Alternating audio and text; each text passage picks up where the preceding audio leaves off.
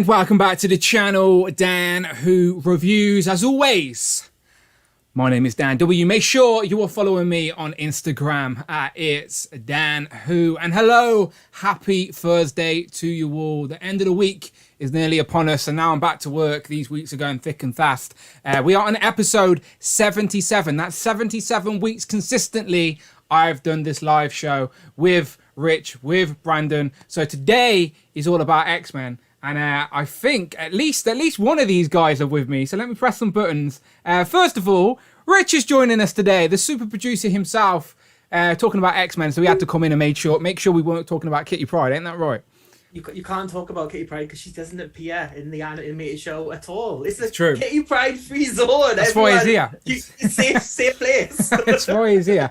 Okay, I think Brandon's actually joining us. Let me press a button. Apparently, everybody, he probably doesn't want me to tell you this, but apparently he fell asleep and his mum literally just knocked his door and woke him up. So let's accept and see what state his hair's in. Let's have a look. Let's see if he's got bed head. All right, I've pressed accept on him. Let's bring him in. There he is. Oh no! It's like Campbell's hair when he goes bad, isn't it? Wakey, Brandon. Wakey. Oh my god. So I set everything up earlier, right? Because I had to clear up all the boxes. So I cleared up all the boxes in this room and then set everything up earlier because I just wanted to have everything ready to go. Then I went back into my room because I was trying to sort through some of my accessory bags because I want like all the accessories that I need to get to easily to be in one place. Yep. And my mum literally just walked past the spare room, saw that like the light was on, my chair was empty, came back to my room, knocked on my door, opened the door, and I was asleep with the accessory bags. It's busy work, isn't it? It's tiring work. Yeah, it's been a long week. It has been a very long week. But we're here. We're talking VHS X-Men, and I'm very excited. So, all right, I'm starting off today's stream strong because I'm starting with a poll. Yes, and the poll is, Brandon, because you can explain to the people what's going on this week. You have been basically sending group messages to me and Rich of just boxes and boxes and boxes. And I think every collector goes through this dilemma. So let's talk it out. As I said, this is a safe place. I've put a poll up in the chat. People can get involved in that. But Brandon, explain what's been going through your head these last couple of days. Yeah, so basically up in the loft, I have like literally most boxes in the loft are mine. They're not mum's, they're not dad's, not my siblings, they're mine. And what is in most of those boxes is packaging. Legends packaging. There's like one box of Black Series packaging, and there's maybe, to be fair, there was like 4 boxes of Lightning Collection that I've now brought down to like 2. One of which is all MMPR, one of which is just others that are my favorite. But I'm trying to declutter. You know, I'm trying to get rid of as much as possible. Yep. And to be fair, we've made a lot of progress. I've taken out 10 recycling bags this week. 10. Well done. I'm pretty proud of that. But all I'm at now is I've got loads of Rider boxes that I don't really know if I want to let go of. So like, you know, like this. Yeah. Oh, you know this is what's really sad that I'm struggling to let go of. And I don't know that anybody could do this. So, hold on. So look, Toys R Us exclusive. Oh, yeah. The Hydra 2-pack, Toys R Us exclusive. Toys R Us exclusive. Toys R Us exclusive. They all got those stickers on them. I forgot there were so many exclusives. Bloody hell. I've still got the Groot one and obviously the Phoenix 2-pack. So they're the ones I've got, I think. I don't think I ever even got that Ant-Man one. Rich, what's your process, by the way, on boxes? Because as I said, every collector has their own method. When you get a figure, what are you doing with the box? I just rip it and chuck it straight in the bin. That's what I do straight away. That's what I thought. Shit, to be honest with you. No, but see, this is the thing. I was thinking about this. I think if I'd done that from the beginning, it would be fine. But because like for packaging that I'm attached to or that I liked, so I thought I'd keep, because I'm attached to it, it's now hard to let go. But it's like really weird. Those retro 3.75 figs, which I've like got like all on the wall over there, and it's like I think Tom, Adam, or someone posted a picture where they had them like all out of the packaging, I can't remember who he was now. It might have been Jacob's Toys. Maybe, Yeah, Jacob. somewhere. Yeah, he's been into the retro stuff recently. And then I was looking at him like out of the packaging and thinking, oh, this looks really, really good. But then I was like, no, I can't take him out the packaging because I like that art so much. Yeah. But as I was telling Brandon, I've had the same dilemma before. There's a video on my channel from like years ago when I was still living in my flat where I'm literally just doing snow angels in Marvel Legend boxes. It got a little bit crazy. That was so funny. I rewatched that again yesterday. And it's like, and literally, but you just poured out that bag of Legends boxes, and it was just everywhere. Yeah. So this is what I've been doing with the mainline ones. So it's kind of as if they're like trading cards. The amount of room they take though, compared to boxes, is nothing. So like, yeah. Absolutely nothing. It's just, as I said, it's just that attachment that you have. Like I'm the same. Like every collector tries to justify it in their head, like, oh, one day I'll resell, or the collection may go up, or something like that. But we're never gonna sell them. Let's be honest. You could just buy real trading cards. You can get like 10 series in one of these binders. Look, everyone, all you need is But this is what I wish I'd done. I wish I'd done this from like day one, because then it would have just been so much easier. Like and when I was doing this, I didn't feel bad at all, because it's like you have the artwork, you have the bio, you know, you have like that physical media that we like, and then you can kind of like just move on, you know. Well, the chat One at the thing minute. I was going to ask you guys is which did you prefer? Did you prefer it when it was artwork of the character, or do you prefer it when it's actually of the figure? Artwork. I like the artwork. Yeah, I like artwork. Me too. Photographs. I don't like that. Just think, if you've got that box. Photographs. If you've got that box, the figure's already on the front. You can see the figure. So let's see some nice artwork on the back. Exactly. Yeah. Till next year when everything goes all cardboard, and then it's like we can't see nothing. Then what's inside the box? Yeah, that's not going to be good, is it? When that comes to that. The chat, by the way, Brandon, 84% say yes. Bin them all. That's what they're saying. But I'm sure everyone has that same. A lot of people in the chat are just saying, listen to Rich. Shogun Wu-Tang says, I'll do the same as Brandon. Even like those double packs, man. Rich is my hero, says Rob Pollock. Ryan Ting says, nice binder, Rich. That's definitely something that Brian Ting would appreciate. That is sure. I got this from Pound Stretcher when I was 7, and I just kept it all these years. But hold on, let's get if Ryan's here watching, he's like one of the biggest mint on card collectors in the community right now. Like, okay, Ryan, what do you think I should do? I want your 2 cents. That's not, because he'd have a figure inside it. Your boxes are empty. Yeah, no, I know. But that's the thing. That's what I'm trying to say to myself as well, is because my favorites that I want to keep the packaging of, I have doubles of anyway. Richie, hold those cards in your hand. Do they bring you joy, Brandon? Do they bring you joy? What is that from? Is that some weird Netflix show or something? Netflix, yeah. It's like Marie. She does Marie Kondo. She does like all the sorting out your room to make it tidy.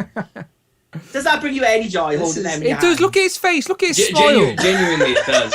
Genuinely, it does. This was such a get out of jail free card, because I didn't have to deal with the guilt of throwing them away. Tax interrupting with a super chat. TAK Toys with Film donated £4.49. Brandon, would you like cutout artwork and bios for Marvel Legends like the 80s G.I. Joe line? Okay, that's a good question, Mark Tat. So thank you very much, first and foremost, Mark Tat, the co-host of Joes and Juice, which I'll briefly talk about in a second. But he says, Brandon, would you like cut out artwork and bios for Marvel Legends like the 80s G.I. Joe toy line? They had bio cards on the back, essentially, that you could sort of cut around, essentially. So, that's the thing. That's what I've been doing with these. But see, Cap Lives is right. Throw them away. Rectangular says empty boxes equals garbage. I know, but yeah. I mean, we're getting there. Every collector goes for it. Everyone. Yeah. And to be fair, like a year ago, so the last time I did a big clear out of boxes was a year ago, and I literally had like not just the boxes themselves, but the shippers. You know those Hasbro shippers when you get the full wave? Yeah. Like I had some of those dating back to like the Juggernaut wave, which was 2016, the Hobgoblin wave, what else was there? The Apocalypse wave, like loads of stuff. I might do a little behind the scenes video for my channel members and just walk into my garage, like just raw, no crazy editing, just get my camera and walk into my garage and show you what it's like. Brandon, you will feel better. In my city at the minute, there's bin strikes. I've got no bin men. Bring toys to work. Keeping the lights on. $25. Brandon, let them go. Make that first courageous step, then Ryan you'll makes never a look good back. point. Ryan said Don't it. Brandon, worry about empty boxes. If you need help this counselling, contact me. So I'll repeat anyway. Thank you very much, Bring Toys to Work. He says, Brandon, let them go. Make that first courageous step, then you'll never look back. Don't worry about empty boxes. If you need help consoling, contact me. Bring Toys to Work is ready and available for Brandon to sit back in the chair and just talk to him. Thank you very much, Bring Toys to Work, Michael. Much appreciated. Yes. Big thank you. What was Ryan saying above that? Ryan said, Brandon, if you have another figure unopened still in box, I think you can throw away the packages. So that part I've done. So for example, like I have two of say Bishop and two of X-23 from that what wave was that with the dinosaur guy? Sauron. So like I have doubles of those two because I love those two. So the empty packages I had of those, I threw those away. But then it's like, and Ryan should get this point for sure because he knows how special this one is to me in particular. There you go. You know, how do I... Oh, I don't know. How do I do it? But let me just say, I don't know if anyone... We're getting there, sir. I don't know if anyone is paying attention to the stream, but this is a good point, right? I'm trying I like trying new things with Streamlabs, and you know me, I like trying new gimmicks. Underneath my face, I was the Stream Legend. This is what we're going for. It's called the Stream Legend. I've seen people on Twitch do this, but I ain't got a Twitch. I ain't even going to go over there. I'm here on YouTube, staying loyal. So this is something I'm trying, right? So bear with me, but it's called the Stream Legend, right? So I started off with the Stream Legend and I had a bar of health, right? And basically, if anyone subscribes, if anyone becomes a channel member, if anyone super chats, it actually knocks down the health of the Stream Legend, right? So at the minute, because Bring Toys to Work just dropped an epic super chat, he has become the Stream Legend. But every time someone super chats or subscribes or becomes a channel member, it knocks off some health. Now, each of them knock off different levels of health. What that is a secret. You'll find out. But yeah, let's see who ends the stream on a Stream Legend. And I'm basically going to start doing giveaways to the Stream Legend. All right, just trying to, as I said, starting the new year, trying some new things. So I'm just going to try this, see if it works. All right. So yeah, there you go. Stream Legend. At the minute, it's Michael. Bring Toys to Work. Let's see what happens. Let's see if anyone can knock Michael off by the end of the stream. And also, let me use this as an opportunity before we get into some Marvel Legends talk, just to do the housekeeping real quick, because I've made a new graphic, people. New year, new streams. You know I love a spin-off, and it's official. The Dan Who Network has started, okay? So we've got the main show. This is like the main show will always be here. This will always be consistent. The Thursday night main show with Brandon and Rich on a Thursday, or depending if there's something else. But again, that's the main show. Thursdays. Legends and Liquor every other Sunday, and it is a Legends and Liquor week this week for my channel members. Turtles and Tea, brand new stream about talking turtles, as I said. We did one this week with Super Turk 5000, aka Tanner, and then a brand new spontaneous stream that we were talking about, and we finally did it. It is Joe's and Juice with Mark Tack and of course Tom, Mini Plastic Multiverse as co-hosts. So like, this is what I just wanted to show you an example of being a channel member, right? My channel members get access now to all of these shows. So the Thursday main show will still be that with me and Brandon, but now channel members can literally pick which show they want to be on. Legends and Liquor will stay the same format, but if you're a channel member and you want to come on and talk Turtles, or you want to come on and talk Joes, just let me know. We'll make it happen. As I said, I want the people that are supporting my channel to become part of the channel. Channel members like Tanner has now is a co-host of the Turtles and Tea. Channel members like Tom and Mark Tack are now co-hosts of Joe's and Juice. Do you know, like, honestly, people, I'm trying to give back as much as I can. So there you go. The network is officially starting. Hit that join button. Don't be scared. As I said, I'm trying something different. I'm trying to get as many people involved as I can. It's like giving a super chat a month. That's all it is. It's nice and simple. I'm trying to build the channel now. And yeah, it's much appreciated. And yeah, as I said, Brandon and Rich can't really talk Turtles with me. But I've got merch now. Look at this. Turtles and Tea has its own cup. But this is definitely a purple cup before these two say anything, by the way. Definitely a purple cup. Is it? Yeah. It looks a bit blue to me. It's just the lights. Which would make sense because, you know, just the lights. Best turtle, right? It's just the lights. But still, Turtles and Tea Drink your tea out of a Turtles and Tea mug. The links are in the description. As I said, just trying to have a bit of fun. Rep the channel, rep the brand any way you want. But yeah, the network has officially started. And thank you to everyone who's already here. We haven't even started talking about Marvel Legends yet. And we've got over 80 people in here just chatting away with us in the chat as well. So shall we say hello to a few of them first, Brandon? Can we do that? Can you get the chat open? Let's do it. I can indeed. Let's see what everybody's saying. Oh, wow. Wait, has that super chat come through from Nathan yet? Friday has not popped up, but Nathan, I see it, and I appreciate you. And Mike D. Okay. Friday, I probably broke Friday, but Nathan says, thank you very much, Nathan. If it pops up delayed, I will shout it out. I do apologise. But Nathan drops a £20 super chat. Thank you very much. And he says, I can't be the only one who doesn't like throwing out boxes. I just can't, especially the retro and Mafex ones.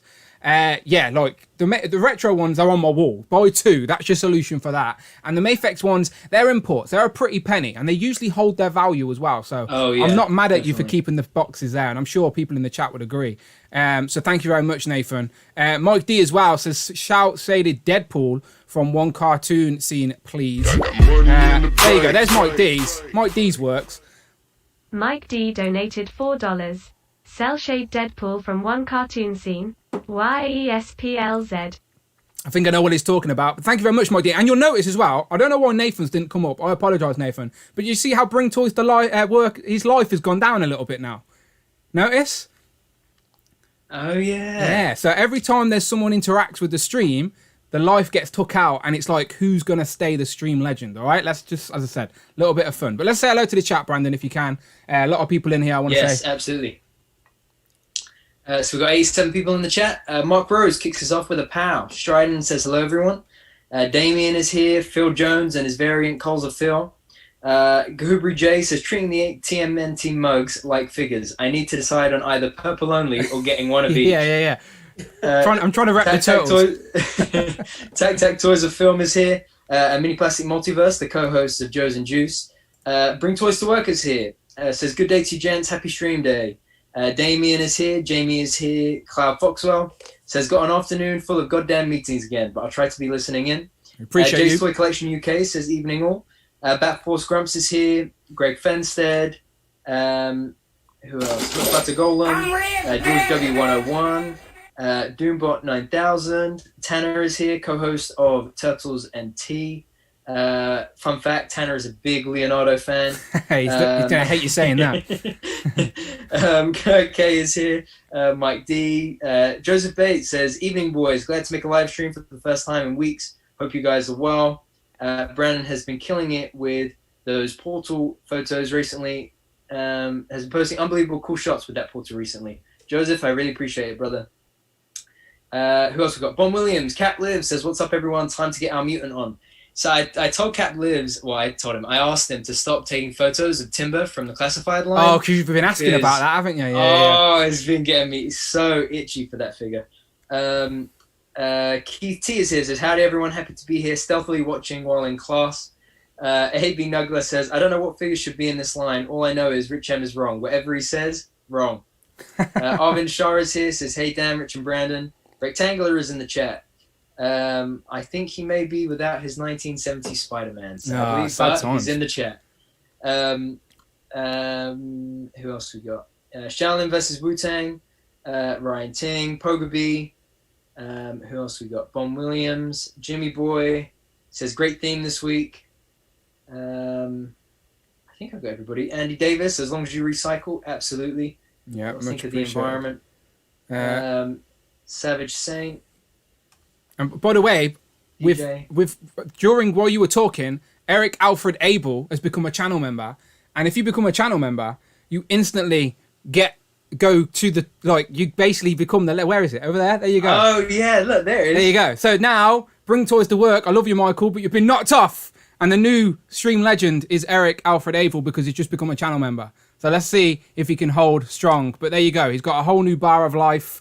And let's see how this goes. But I'm glad it's working. When I try new things, I always panic that things ain't going to work. So there you go. There's the stream legend, Eric Alfred Abels. Thank you very much for becoming a channel member. And Nathan, I apologise. I don't know why Friday skipped you. I don't think she hates you. She just may be in a mood with you about something. I'm not too sure. I'll speak to her after the stream. But I don't hate you, Nathan. I appreciate you. Thank you so much. Okay. just last couple here. Sorry, CJ says he kept all of his Hasbro shipper boxes, but they're out of control.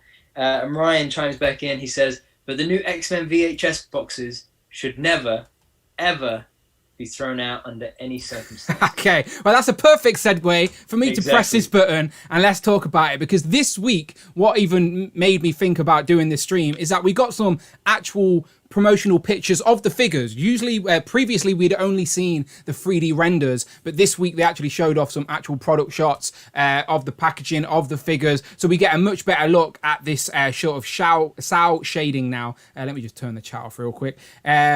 So yeah, here we go. That's basically what your collection is going to look like. And these are just the first 3. And you know they're not stopping at 3, especially now that Disney Plus have announced that the X-Men animated show is coming back in 2023. So again, just for anyone brand new, anyone else just sort of catching up, what are your just quick thoughts on this new sort of series of figures as a whole? Rich, I know you're repping there with the animated Jean Grey. You're in on these, right? So yeah, so I'm like, with X-Men, I'm in for anything. Like, literally, put an X-Men logo on it, I'll buy it. I'm not that bothered. So I'm probably the wrong person to ask. So I'm getting all of these, yes. Am I happy about it? We'll get into that. Okay. What about you, Brandon? Because last time we spoke, you were on the fence. You enjoyed them, but you wasn't sure if you needed to start another collection, essentially. That's the thing. For me, so my X-Men is all 90s X-Men, right? I love 90s X-Men. So once we basically completed the Jubilee team, I was so happy because it meant that I didn't have to get any more X-Men figures ever again. And so I could streamline what I was going to be buying. Obviously, Hasbro have other plans, so we're here. I'm definitely skipping on Sinister. I don't have any need for Sinister. I have Jubilee and Wolverine pre-ordered on Pulse, but that was just kind of like a backup in case I did want them. Don't know if I'll go through with them yet. It may be that I wait for first reviews to drop and then I make my decision. But I'm not totally convinced on them.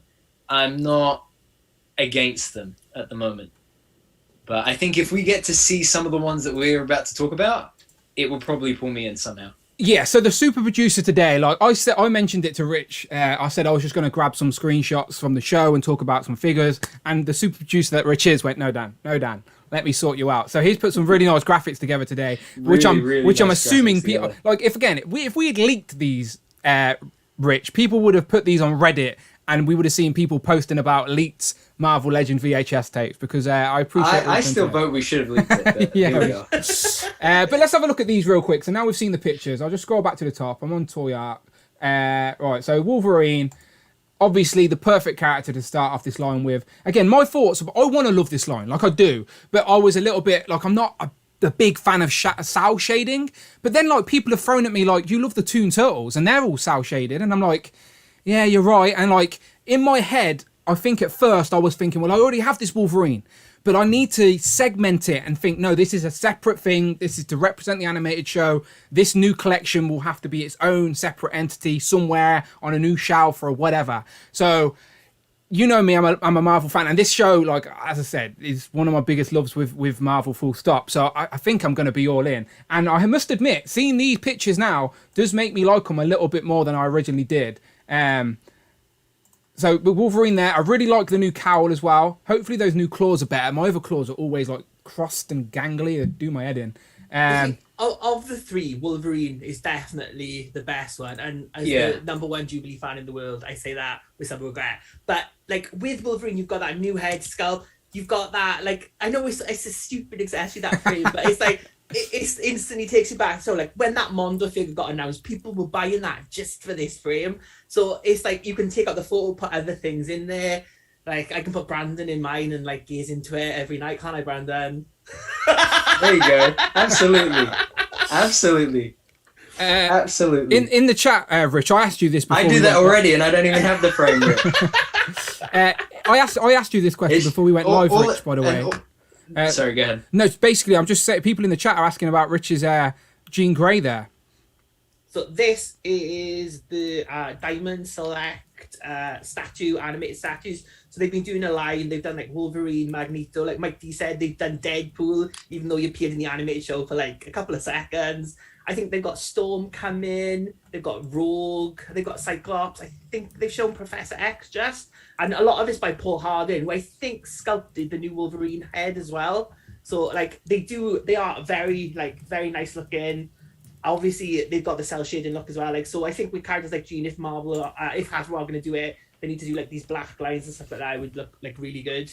So yeah, it's just like, and Jean needs this look. If they do Jean, by the way, yeah, I agree. She needs a new head of anyone. The hair is like different to that one we got in the Love Triangle pack.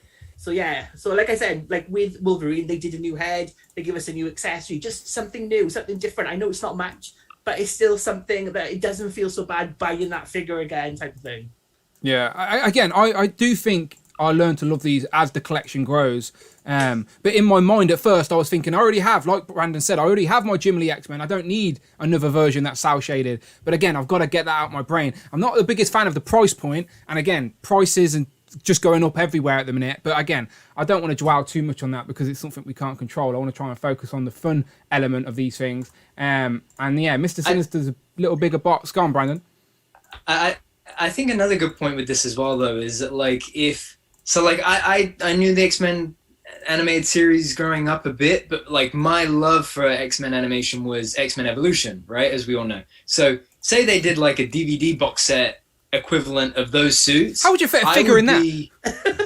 Yeah, I know, but like I would be Flat up cutouts. and beyond that. I would be all into it. But the additional reason why I would be all into it is because those suit designs are unique to that show. Yeah. Right? Whereas these designs, because they are so like the Jim Lee designs, it makes it that much harder to differentiate whether I should get them or not. But 2 points. One, if you love that series, I think you have to get these. There's no way you shouldn't get these, because this, like you say, Dan, this is the bread and butter that pulled you into the fandom you now love. This is an official toy line of the animated show. It's as simple as that. And point two, when X-Men 97 drops on Disney Plus and we're all geeking about it and obsessing over it for weeks on end, we are going to wish we got these.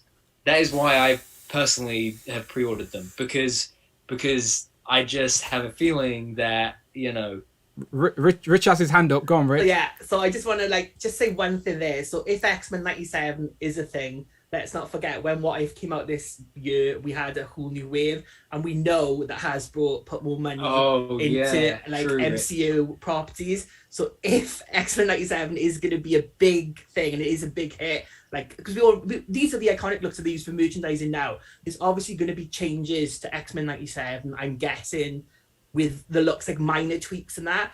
And if that is such a big hit, Hasbro are not going to not do a new wave of X-Men 97 branded Legends, probably pinless, probably all new sculpts. So that is my only issue with this, is that Hasbro, I think, have got the timing right with this, in that it's come out as that, nostalgia is kicking in, X-Men 97 is coming, the show is on Disney Plus, but at the same time, we know Hasbro, and it's is this just a precursor to all new sculpts now in 2023, 2024? Pinless, that's what I worry about with this line. And if that is going to happen, I can keep those figures for another year until those come out.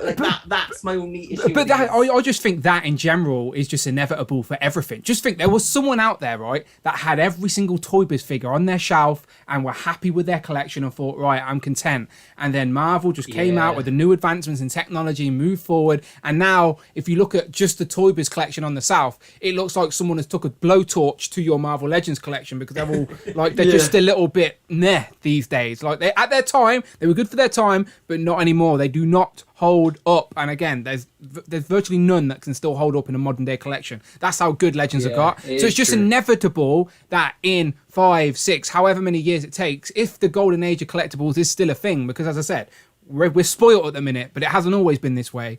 But if the advancements in technology can continue to prove, everyone loves that retro Spider-Man body, but it's still got pins. Do you know what I mean? So that's eventually going to get redone without pins, and then everyone's going to want that again. And the symbiote Spider-Man and Ben Reilly again and again and again.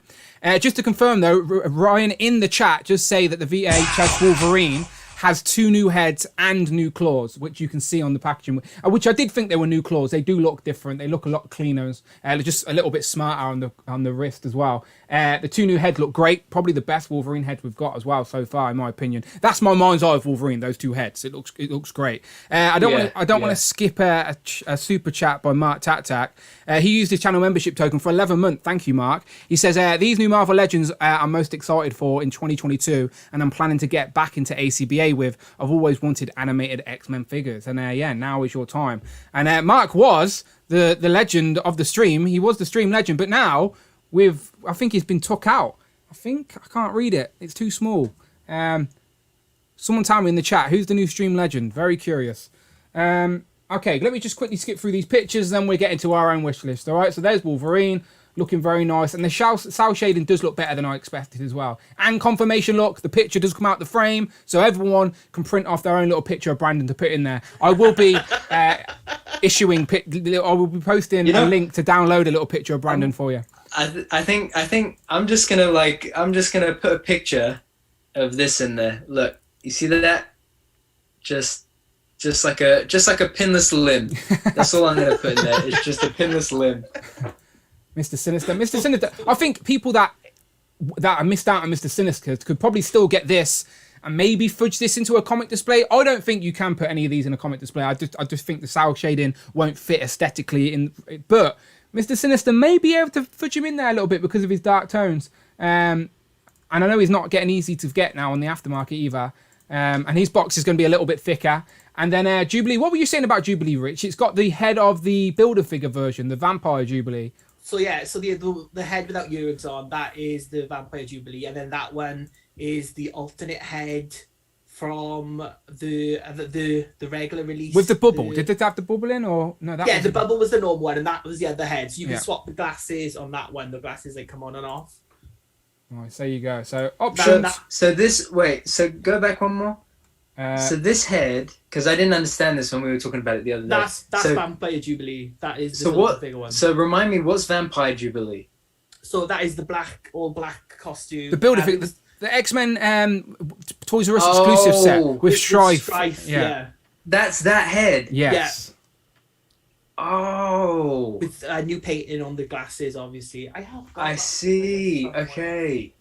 Yeah, because I was confused because I was thinking, but so I have that head here somewhere. Jubilee, I have got Jubilee right next to me, so I can do a quick side by side. I think. Let me. I think I can throw her up.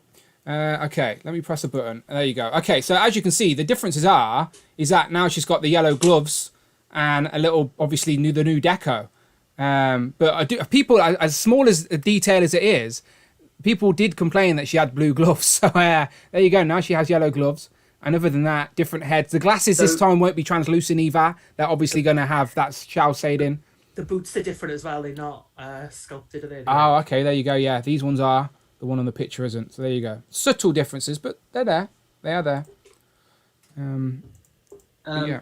So one thing that I really like about this head, because that head has the sunglasses. They're sculpted, aren't they? That's not like you just lift them up. Those are actually sculpted. Yeah. So I really like that about that head. Really like that. Because that cell shading on the glasses with that kind of reflection. Damn. I'm going to put that in a frame. That's gonna be my new catchphrase. I'm going to put that in a frame. We'll put it on a t-shirt for you. Okay, let me skip through these and we'll get into our list because, as I said, Rich has prepared 15 figures that we're going to talk about from the animated show.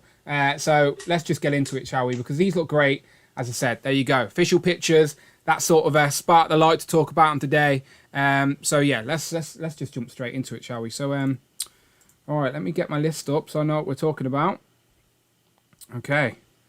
So obviously we could have easily made a list out of just like the main X-Men. So Rich thought it was best to probably start off like this. All right, let's just get them all out of the way. All right, let's get all of the X-Men from the animated show. That basically all the X-Men that appear in that intro scene. You know that classic intro? Everyone knows that tune. Everyone could hum it now. I was tempted to play it as the intro of today's stream, but I didn't want Disney to come after me and demonetize me. So I didn't. But everyone knows what we're talking about. Brandon, do you want to give us a few hums?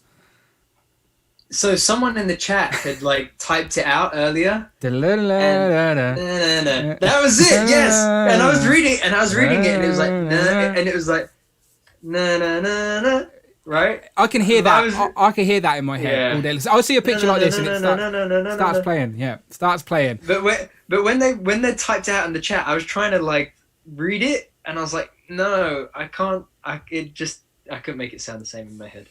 So, Rich, did you find this picture, or did you piece this picture together? Because this very carefully doesn't have Jubilee or Wolverine in it. So the top 4, that's from an episode, and then I checked Beast and Jean Grey into it. Nice. I like it. I appreciate it. Because as I said, let's just get these out of the way, all right? Let's get... What annoyed me about the retro X-Men figures is on the orange card is that I liked that. I liked that we got Rogue on that. I like that we got the White Storm finally on that. I like that we got the Gambit on that. Oh, Night of Ren with a super chat real quick. Thank you very much. Knight_of_Ren789 donated $5. Hey guys. If you like X-Men, Taz, get the Art of X-Men, the animated series book. There you go. Richie's already showing it off. Great book on the BTS of the show. I'm getting the Wolverine for sure. There you go. So thank you very much, Night of Ren. He says, hey guys, if you like X-Men, the animated series, get the Art of X-Men, the animated series book. Great book on behind the scenes of the show. I'm getting the Wolverine for sure. Yeah, that book is on Amazon. Definitely something that's been on my wish list, and I don't know why I haven't pulled the trigger yet, but I will. As I said, there you go. So good. Rich has already got it. Like the intro, it's got like the storyboards, everything. It's got character breakdowns. It's just a brilliant book. If you're a fan of this, 100% get this. So I don't think Ryan Ting will mind us saying in the chat that on one of the blurbs, like on one of the little write-ups from Jubilee and X-Men, Jubilee and Wolverine, it actually said coming in this line is Jean Grey and Storm. And I know the Marvel Legends whisperer himself, Rectangular, was in the chat earlier saying the same thing. So it seems like highly likely that we are going to get Jean Grey and Storm sort of next up. Maybe, possibly. They may do a switcheroo on us now that we know about it, but I reckon it's only a matter of time before we see these two on the retro card. Now, obviously, we'd like Jean in the same way that you've got the statue, right, Rich? Yeah, so she needs the ponytail in the right place. So it's too high up on the love triangle pack. If they do it there, she needs a quiff going the right way. She needs like this like cel-shaded. Can we just appreciate that really Rich knows this? What's that? Yeah, no, I agree. We want that uniform for Jean. Like, because that uniform we get in Legends form is the Jim Lee costume, which the tones are a little bit different, to be fair. And definitely the head sculpt as well. So I do think this Jean will definitely stand out compared to our comparisons, that's for sure. And of course, Storm as well is another question that we need to ask. Because there's always a debate. Reading the comics, was she silver? Was she white? Like black? Oh, and there's Bring Toys to Work. Bring Toys to Work donated $25. Get the book, Dan. Michael, you're too kind to me. Thank you very much. He says, get the book. I will get the book. I 100% will. Thank you very much, Michael. And you don't have to do that constantly. You already keep my lights on. Much appreciated. Thank you. But yes, I will get it, and I'll show it off on the stream soon. Okay, so Storm. What colour Storm do you want? Do you reckon they will do just a shell-shaded white? They have to, right? Because that's what we've seen on the animated show.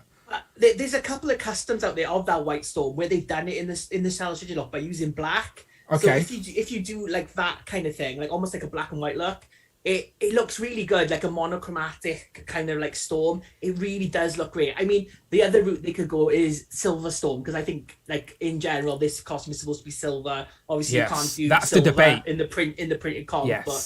So that could be the other way. They could do like a fully silver Storm, like Ultron type Storm. But that has been the debate, isn't it? Like because a lot of people do prefer or wanted a Silver Storm, because we did on the Toy Biz days, I believe. And then in the recent X-Men retro wave, we got the White Storm, which I personally wanted the most. And then we got the alternative black suit version of it. So the silver one is the one that the Hasbro team are yet to do. So We shall see. Maybe. I wouldn't be mad about it if it was silver or white. But again, when I think of this animated show, I think White Storm. So we shall see. What about you, Brandon? You got any preference with Jean and Storm? Jean, everything that Rich said. Storm, I would like white suit Storm, pinless legs, and I'd like the new Shriek arms on Storm. Yeah, nice. Yeah. That would be like, ooh. Yeah, I do hope this line doesn't become like the Bookie Cap sort of coffin. Do you know, where the last couple of Bookie Cap figures end up in these boxes? Like, let's use some of the new technology and get some of the best X-Men figures out there. If we're gonna be buying these figures or these characters again for the 17th time, then let's get the best versions of these characters in plastic. Not a Ren donated another £5, it seems. Night_Ren 789 donated $5. Dan's book fund. Thank you very much. Yeah, I need to start a new computer fund. That's what I'm going to do next. But I know, yeah. But I much appreciate it. And again, you've just Bring Toys to Work just reclaimed his spot of being the stream legend. But then that Night of Ren super chat has just knocked some health off him, so his health's a little bit low now. Sorry about that, Michael, but you're still holding strong. Okay, so straight out the gate, we need more. I'm still, as I was saying before the super chats come in, I was a little bit annoyed that we never got to finish that original X-Men team on the orange card first. Now I feel like that orange card is always going to be incomplete. We got Rogue, we got Storm, we got Gambit.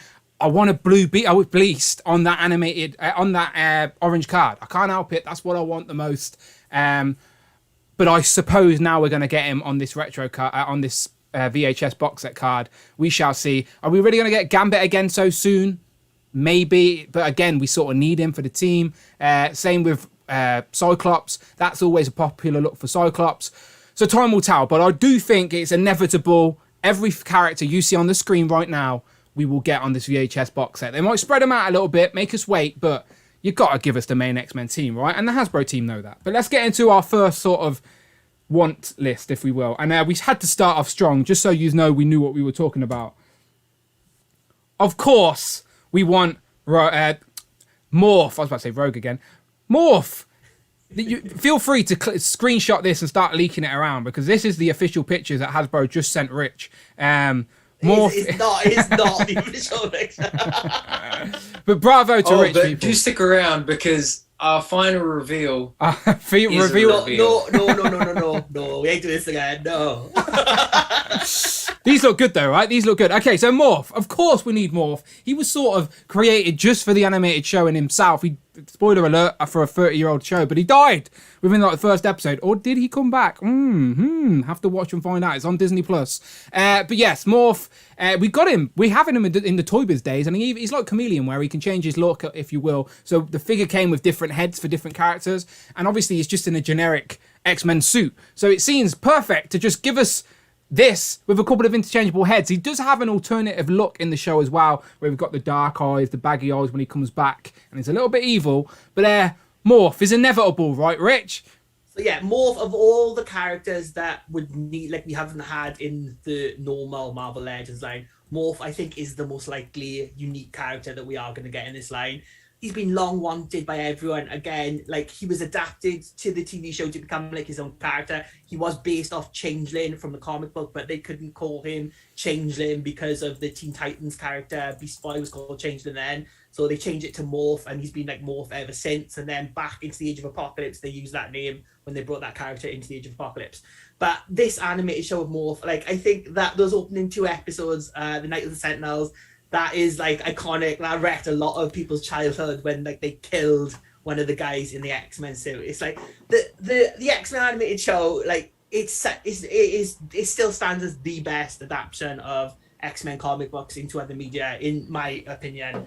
Like other people might vary, but it's just such a great show, especially when you think this was the 90s. It's got like serialization. It's got like themes, like adult themes, like main characters dying that you didn't get on Saturday morning when you've got like other people just like running about. It's just such a great show. Previously on X-Men. Yeah, of course. I was annoyed that they left Beast in prison. I was like, no, escape, go. What an idiot.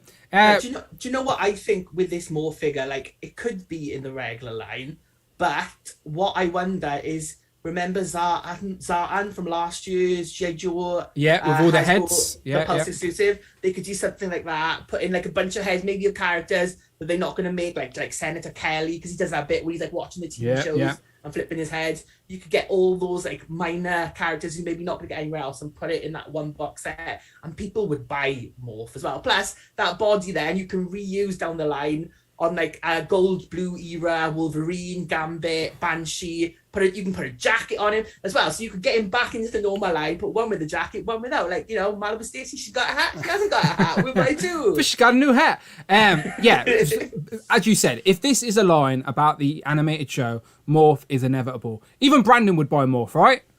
Yes, absolutely. I really would. I would because that is the X-Men animated series. They're opening, as you said, the Night of the Sentinels. That is Morph. Like, it just... And I know that how many more people, just because of the HasLab Sentinel, would get Morph. Yeah.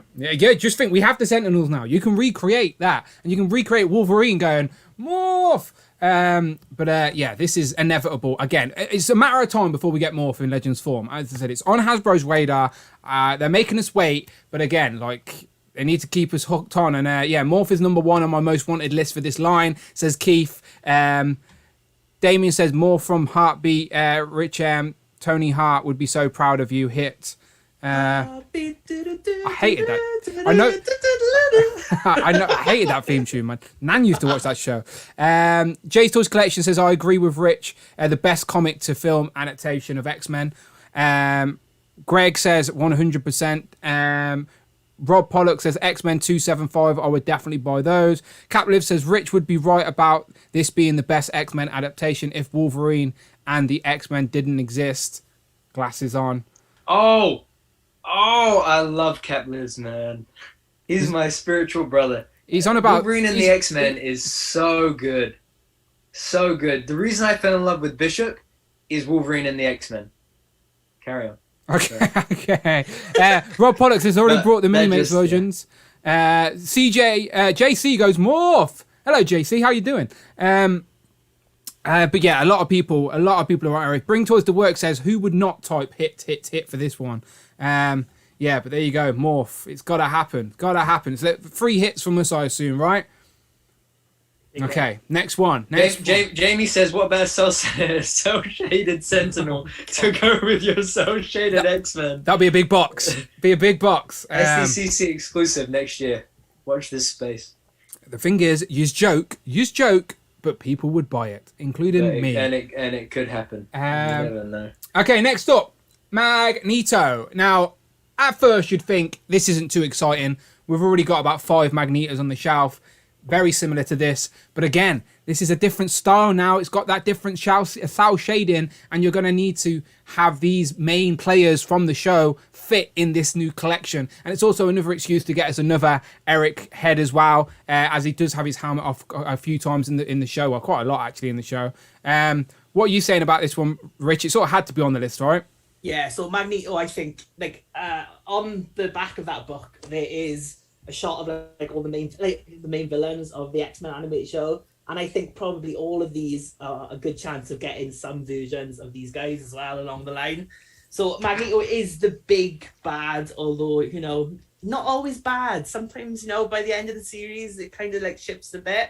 And the thing with all these characters, so Magneto again does have like helmet on, helmet off. It is pretty similar to the figures we've got before, but Magneto does have other looks. Like in the Phalanx Covenant, he gets like a bearded, like rugged kind of look. So like there's that kind of thing. There's different ways you can do it. Like the same with Storm, she has like a ponytail, a high ponytail at one point. There are variations you could do, which I think would pull people into it. So it might look like the bog standard Magneto, but there's ways you could go about it that can pull people into it. I think just re-releasing the figures as is with exactly the same accessories, exactly the same heads that we've already got before. Like do something like that Wolverine. Put like just little bits. I'm not asking for like full resculpt, just little bits extra, especially at this new price point. That will bring people into the line more, I think. people that have been collecting for years, like us, we get excited about those small little details. Yeah. Because we understand the game. We're gonna have to rebuy figures again, etc., etc. But make it worth our while. Make it worth the person who already has 3 Magnetos on the shelf. Make it worth my while. Give me that little bit extra. So I completely agree. He's a main player from the show. It's sort of inevitable that he needs to be in this line. Again. Same as Charles, but is Charles too big for a box? Maybe he needs a whole stack. But what about you, Brandon? Magneto, he needs to be in the line, right? Yeah, that's the thing. He needs to be in the line. Big bad. Magneto is, a key character. The thing that actually made me feel a bit conflicted about was, because Sinister is like a big villain in season 3, right? Like Sinister's maybe the main villain, and not the main, but like they have arcs. It has a big presence. In they have 3. arcs. Yeah. Right. So while I was sitting here thinking, well, you got to get Magneto because he's one of the biggest villains of the series, I then thought, well, doesn't that mean you need to get Sinister because he's one of the biggest villains of the series? So yeah, I think Magneto though alone is definitely. Worthwhile getting and bringing to the line, and as Rich says, there are ways that they can do it that makes it feel fresh and new, while also catering to that animated audience. Damien says hit. Bring toys to work says Magneto has to be the next villain released from this line, so hit. Michael Miller says, I avoided the Legends line for years, jumped in last year to pull a Jim Lee X-Men team together. I am most excited for this VHS line. And again, that's something we need to remember as well, is that there's constantly new collectors getting on board with Marvel Legends. They may not have everything like we do, and you need to consistently put out the heavy hitters so you're not scaring off new collectors, because sometimes, as you know, sometimes certain characters can go for a hefty price on the aftermarket. So it's always good to keep the heavy hitters on the shelf. It's like wrestling. I know it's a stupid analogy, but wrestling figures, you always got to have the top guys on the shelf, so little Jimmy, when he comes into the shop, can still buy a John Cena because that's all he sees on TV. Do you know, so you've got to have the heavy hitters, and there's no doubts that Magneto is the heaviest hitter of villains from this animated show. So yeah, Magneto's obvious. Sure. Moving on, what Brandon will definitely like. Yeah, and the first time I ever seen Bishop in any type of form in media was on this animated show. I hadn't read a comic with Bishop in it. The first time I seen him was in this show. So I learned all about Bishop because of this show. I always thought he was like Cable's brother or something, because they were like seen together and they were like sort of dressed similar in the show. But Bishop, I do think a lot of people will be happy to see this. What are you saying, Rich? So yeah, Bishop is Bishop's almost like the 10th X-Men. Like, he shows up in season 1. He shows up in the adaptation of Days of Future Past, which is probably one of the best X-Men stories in the comic book. And Bishop replaces Kitty Pryde in the role of Days of Future Past. Yeah. So yeah, big up Bishop. Yeah.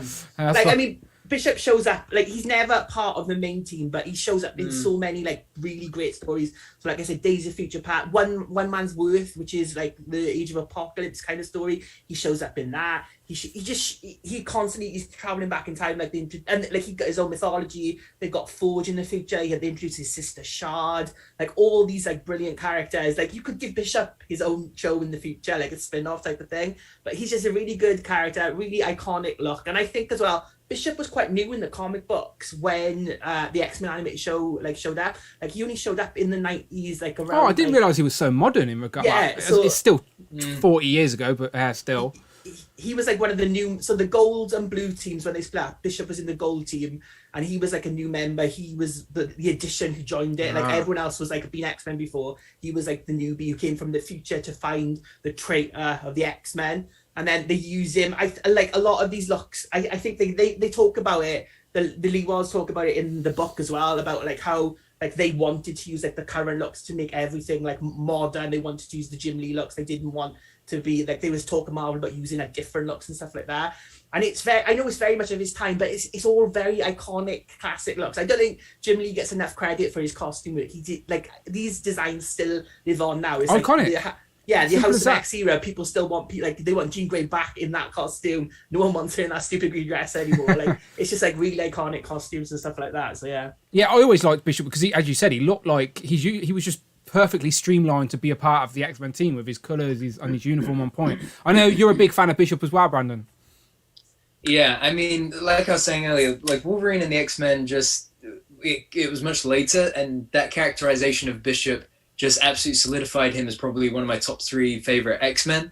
But it was this show that kind of started that interest in Bishop, because that design is just, it's one of my favorite designs on any X-Men. I absolutely love it. Growing up, I used to love like anything that was time travel based. Like I used to love Terminator, for example, and Bishop's time travel storylines always used to just like fascinate me. So personally, this would just be a huge yes, but yes, I don't want it to be on the same body as last time. I don't want it to be the same figure as last time. Okay. You know, you don't want to straight up repaint. Let's update it. No, I just don't want it. You know, which sounds really spoiled now that I think about it, but I mean it. Like it just it exactly like Rich said. These figures need updates. That I love the previous Bishop. I had like 3 of them or 4 of them at one point, but it isn't as posable as modern Marvel Legends should be. You know, let's use someone like Bishop to get like a medium build, a new medium build figure. You know, that has butterflies, that has pinless arms and legs, that has like the new neck joint, not the neck peg, not the neck hinge. I don't mind if it has that same old, the what we're used to with the waist swivel and the ab crunch. It doesn't need like the retro body Spider-Man in terms of articulation, but just things that make it cleaner and make it nicer, and just like Rich said, this is going to come in a cardboard box. Let me at least open it up to something that's just absolutely blows me away, The chat are saying a lot of hits for Bishop. Justice Demon says, this is Bishop. Knight of Ren also says Omega Red, which I'm assuming he maybe means use the Omega Red body. Joseph Bates says hit for Bishop. Jamie, I don't know if he was. I could be wrong. Jamie says hit. The Wolfpack says Professor Xavier can come in his own VCR in this box set. Shavin says hit. Greg says I still want the AOA Bishop. Mikey says Bishop is awesome. I would love an animated series colour of his previous figure. Hope he has the blast effects included for his powers. Yeah, that's always nice when we can get stuff like that. His mullet is worth it alone, says Eric Alfred Abel. Greg also says Bishop was introduced just before the show, and he started with history that was never fulfilled until Onslaught. Damien says hit. Jay's Toys Collection says 282 for Bishop, I think. So it was 1991. And Bring Toys to Work said Bishop has swagger. Come on, hit all day. See, I genuinely didn't realise Bishop was so new to just comics in general before he came on the animated show. But like Rich says, that's what made this show so relatable to the comic fans, is that what they seen on screen is what they were seeing in the book. But I think for me in the late 90s, when I started to actually go to comic shops, because there wasn't any in my city for a long time, I'd go in the comic shops and I was picking up AOA while I was watching X-Men on like Fox Kids and stuff, and I was like, this ain't X-Men, like that's why I have that weird hatred for AOA. But I've got over that now. But Bishop's looking good. I think people would be very happy to see him on this card. Big part of the animated show, like Rich said. So yeah, time will tell. And as I said at the start, you can't have Bishop if you don't have Cable. And now there was like a leaked mock-up picture that sort of similar to what Rich has done going around on the internet, which made people think that we were going to get a Cable, but it was just a mock-up. Cable has like a different color palette, and again, first time I ever seen Cable was in this for the animated show. It introduced me to so many characters. Cable, as I said, at this point I'm going to take everything. But Rich, why Cable? So yeah, this is another character, so obviously from the future, like Bishop as well. Like, I think Cable was a bit more like Bishop. Like, he started off like trying to investigate the X-Men, trying to find like traitors and stuff like that. But Bishop was more heroic. I would say Cable is more anti-hero in the animated show. Like, he comes from a future where Apocalypse has like taken over the world, and he wants to like, go back in time and like save stuff. And, he's there's an episode where like you see his whole family, and you find out like he's quite this lonely character who just wants to like save his wife and his kid, bring them all back, and save the universe. Yeah, there's a flashback scene of his daughter dying and stuff like that, isn't there? I think, or in an explosion or something. Yeah. And there's obviously, obviously we know, comic readers know that he is the son of Cyclops and Madeline Pryor, I think, in the comic books. But obviously, in the TV show, that doesn't get revealed. Like, it gets hinted at later on when they do like psychic scans of him. Oh, sorry. No, it's all right. Mark just says there's technically an AOA episode as well. There is, so that, yeah, One Man's Worth, like I was saying like earlier, it kind of adapts the AOA episode, not full on AOA episode. And from what people have been saying, I think AOA might be adapted into the new series, because it is like one of the things about the X-Men animated series is that I think everyone involved has massive love for the X-Men. Like, things change, characters change, but they honor the work. I think if you go back and read any of those stories in comic books, you can see they get the beats right, the beats that hit. So like Days of Future Past, Age of Apocalypse, they kind of like adapt them into their own way, but they're still really, really good. So it becomes like a story about like an alternate Wolverine and an alternate Storm who are like a couple together in this version of AOA. So Xavier's gone. It's a two-part, really good story. Go and watch it on Disney Plus. Yeah, so they would be good. Like One Man's Worth, Storm and Wolverine would be good figures as well. I'm definitely going to do a rewatch of the whole thing this year. I think just slowly go through it all. I've done it before. I think I have. Like, I downloaded them like on a torrent. Don't tell anyone, but that was years ago. But now they're on Disney Plus. I'll do a proper rewatch. What it holds up really well. Yeah, it does hold up really well. Yeah, and because I've gone back and watched X-Men Evolution loads of times, Wolverine and the X-Men loads of times, but I don't think since I was a kid, I don't think I've gone back and watched the 90s X-Men through the whole way. I've never seen Wolverine and the X-Men. Like, that's why I keep getting confused. I'm like, what are you on about? I was like, what is Cat Libs on about? You need to watch it, man. I had no clue. What's the animated style like? It was after the animated show, right? So it's still a different animated style. It was after X-Men Evolution as well. Yeah, I remember. And it's X-Men only Evolution. one season. It's like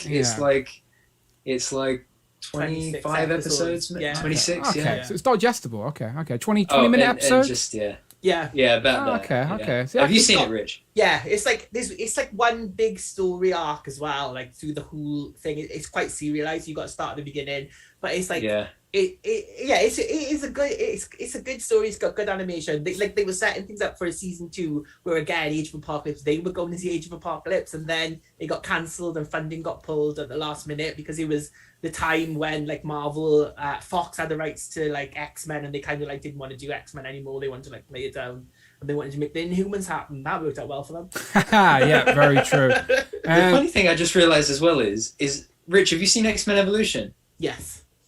The final season of that was leading into Age of Apocalypse as well, right?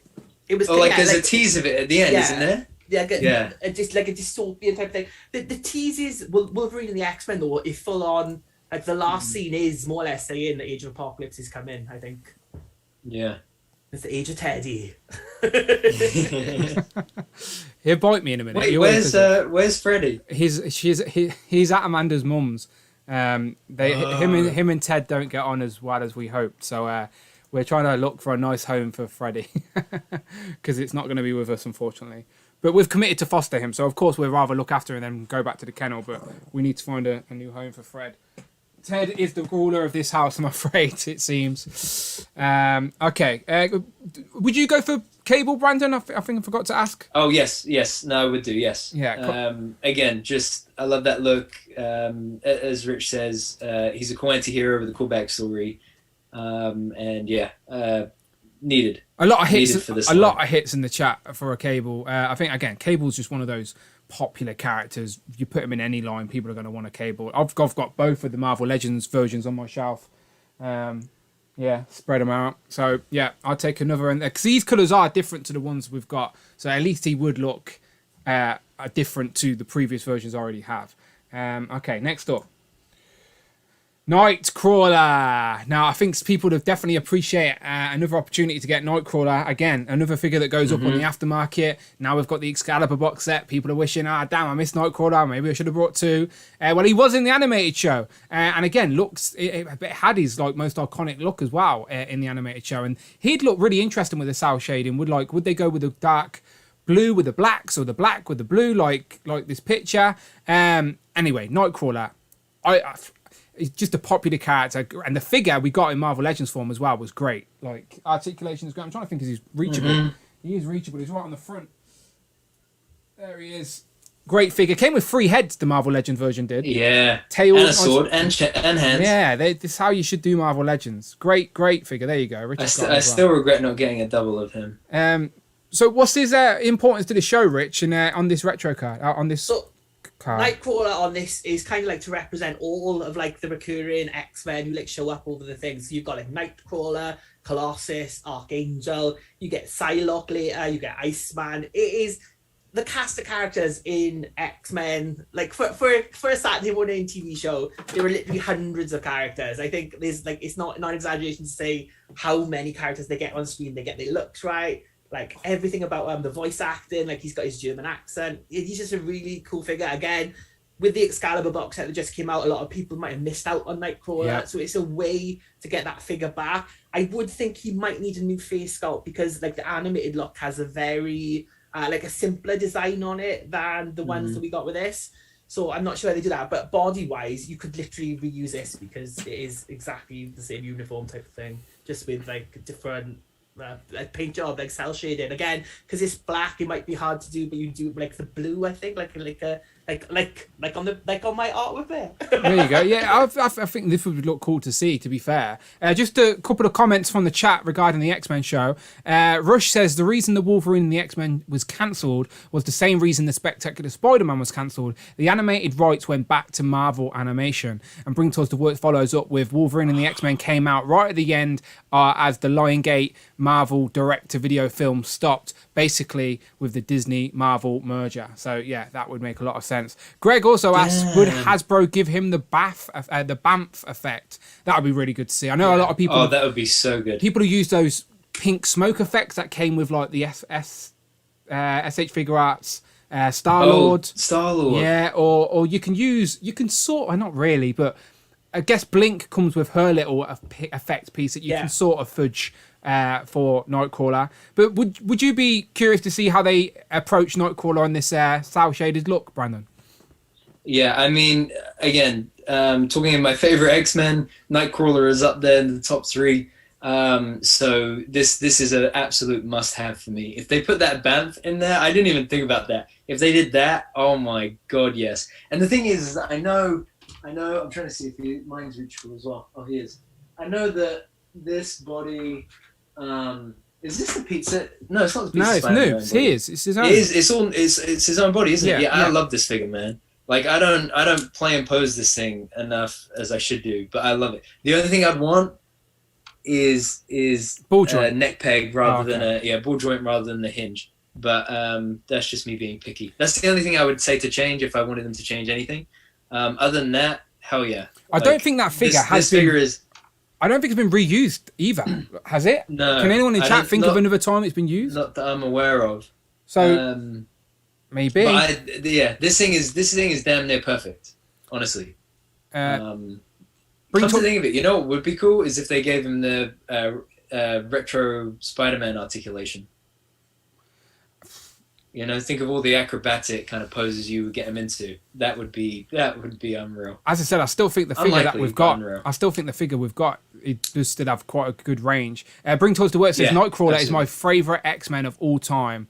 Several hits. Justice Demon says I'd get this one if they include the BAMF smoke effect. Damien says hit. Mikey says definitely need this Nightcrawler. I hope they make the new effect piece to show his BAMF effect. Joe says, oh man, having these figures with the cel shading around the eyes would be amazing. That's true. He has got like the little black shadows in between the eyes. The Wolfpack says back to work, lads. Have a good stream. Thank you very much, Miguel. Deuces, as you would say. All right, next up, let's go through. Let's keep going through. We've got plenty more. Okay, so is this Amelia? Is it Vought? Is it Vought? Yes, Amelia Vought. Amelia Vought. So Acolytes, right? And this is the only time she's been in anything live action or animated or cartoon. It's like this is the only time we've seen her, right? I'm pretty much sure. Yeah, I don't think she shows up in Evolution. You might have to fact check that with Brandon. Yeah, I don't. I just know her. Recognize this character. I just know her as Professor X's girlfriend. Professor X is a player in this show. He's got Myra McTaggart. He's got Lilandra. He's got Amelia. Like all these women just throwing themselves. So this is a deep cut, and you put in here intentionally just to sort of test people. Yeah, so this is just like a character that probably is. She's minor in the animated show. She shows up in like 4 episodes. So when Magneto goes to Asteroid M, she's there. She's in a flashback where they establish like her relationship with Xavier, and then she comes back in the Phalanx Covenant. She's like a nurse. Acolytes. Moira then. Yeah. Because she's a trained nurse, but she's also a mutant, and she kind of like turns vapor. into mist and can like teleport. Yeah. Can turn matter into vapor. She'll just turn you into like. Yeah. So she mostly uses it to get like under doors. That's what she usually What a does. power! Oh damn, this door's locked. Don't worry, I'm an X-Man. I'm in the room. But she's a character. Like the acolytes are the animated show again with bad guys. There are so many bad guys. There's the acolytes. There's the Brotherhood of Evil Mutants. There's the Nasty Boys, there's the Mutates, there's the Morlocks, like so many different groups, and not just like 1 or 2 characters. There's like half a dozen in each of them. So like Amelia shows up. The only acolyte who's ever had a figure was Senyaka in the original Toy Biz line. None of them have had figures. So like there's Amelia Vaught, there's Fabian Cortez, there is I think Frenzy shows up again. Unision, like Random joins the group. He's not a part of them in the comic books, but he joins as well. There's just so many characters, and that's just to show how deep this line can go. I think if someone like Amelia Vaught got a figure in this line, I know she's not going to be like mainstream appeal to people, but I think like deep cut X-Men fans who probably would jump on this, and then you're going to go back and get them. I think weird characters like this. They might not be to everyone's cup of tea, but if it's going to carry on like this line down the line, these are like the characters. These characters who just had like a couple of appearances are good ways to go. I think Morph is still for the fence sitters. You announce Morph, people will backtrack. If they announce Morph before that first wave hit, I think more people would go back and be like, right, I need Wolverine now, I need Jubilee because this Morph is coming. I think he's the biggest one that they could do. But equally, characters that we've never had before, I think will pull people into the line. Like do like a box set, a VHS box set of all the different acolytes, and like a Magneto in the middle with his like bearded look, and you would pull people in. Yeah, and she did team up with the X-Men as well, didn't she? I swear she like helped Beast or something like that. Yeah, in the Phalanx Covenant. So when all the X-Men get like captured, Beast is like the last X-Man standing, and he's got to go and like find like mutants around the world to help him. So Warlock turns up, he gets to Forge, and then he gets to Amelia, who's like then working as a nurse, and she like helps them. She's like, "Don't worry, I can turn to vapor." do you want some files? I can get under that door. Damn, the door's locked. Let's call Amelia. Yeah, no, I joke. I'd even take those powers. I'd rob a bank or something. I'm curious what the chat would say about this. So, Brandon, you weren't aware of this character full stop. You've not seen her in the comics. You never can't remember from the show. This show was the only place I ever remember seeing her off the top of my head. But I couldn't even remember her role in the show. I just remember I used to think she looked like MJ. Yeah. I used to get really confused. Bit of a scraggly MJ, yeah. Yeah, exactly.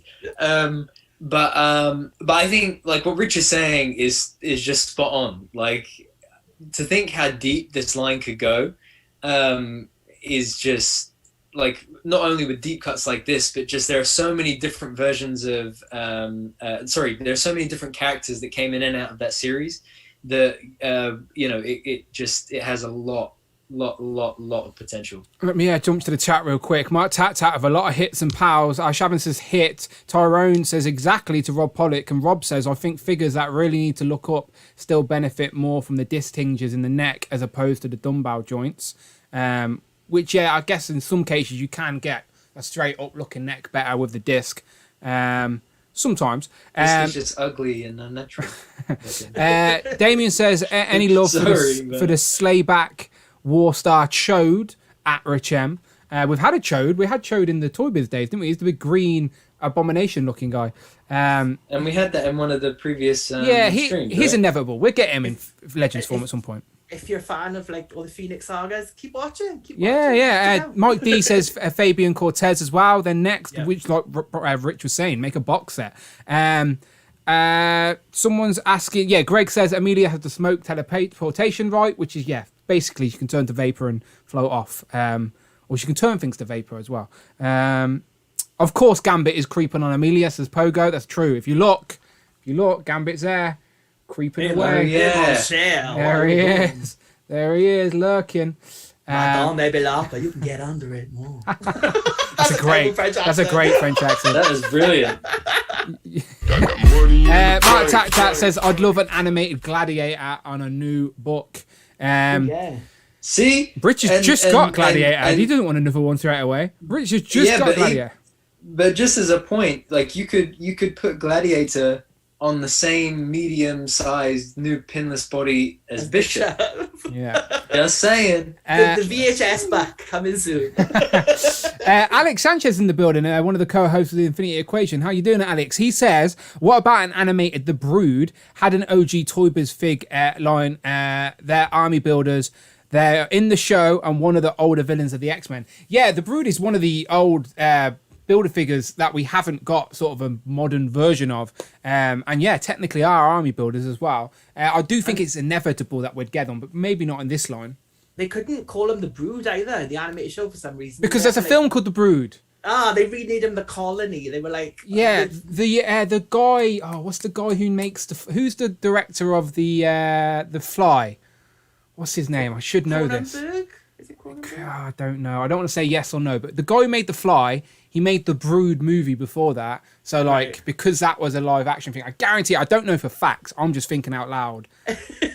That's probably the reason. Someone will correct us if we're wrong. I'm probably very wrong, but there's got to be something like that, right? It's got to be something like that. But yes, we know who you're on about, Alex. And again, they're inevitable in Legends form at some point, I am sure. But probably won't fit in these VHS boxes.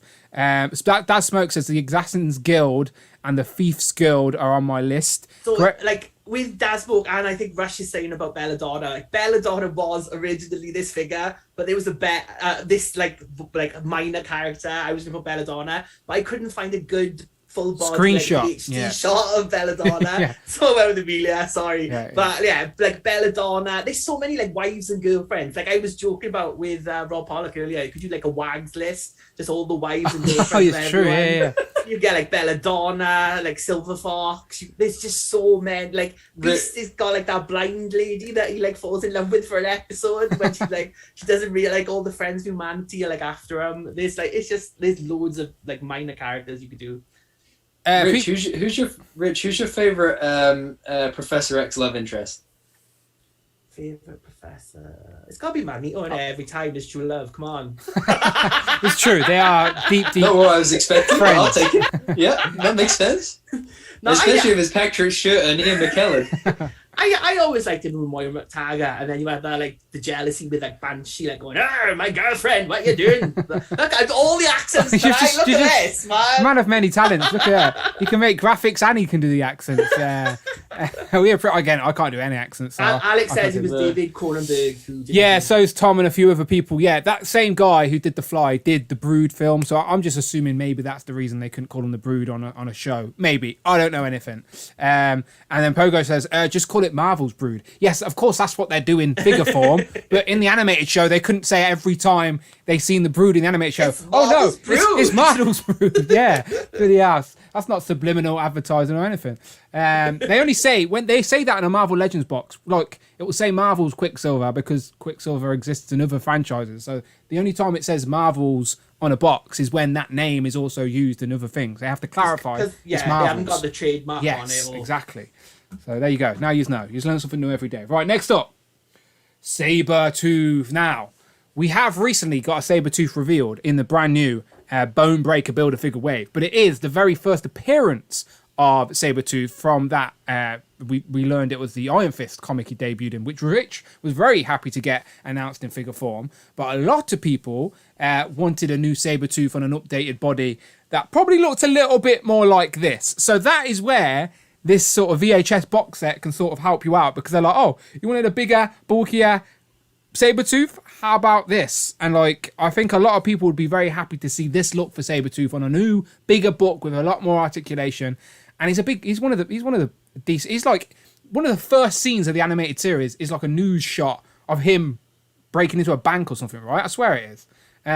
So he's in the animated show a lot. And this is, again, my mind's eye look of Sabretooth, like a lot of these characters, is this iteration. So I'd take it, but if you're giving it us, don't give us the repaints. We need it on that better book now. We need a better book for Sabretooth.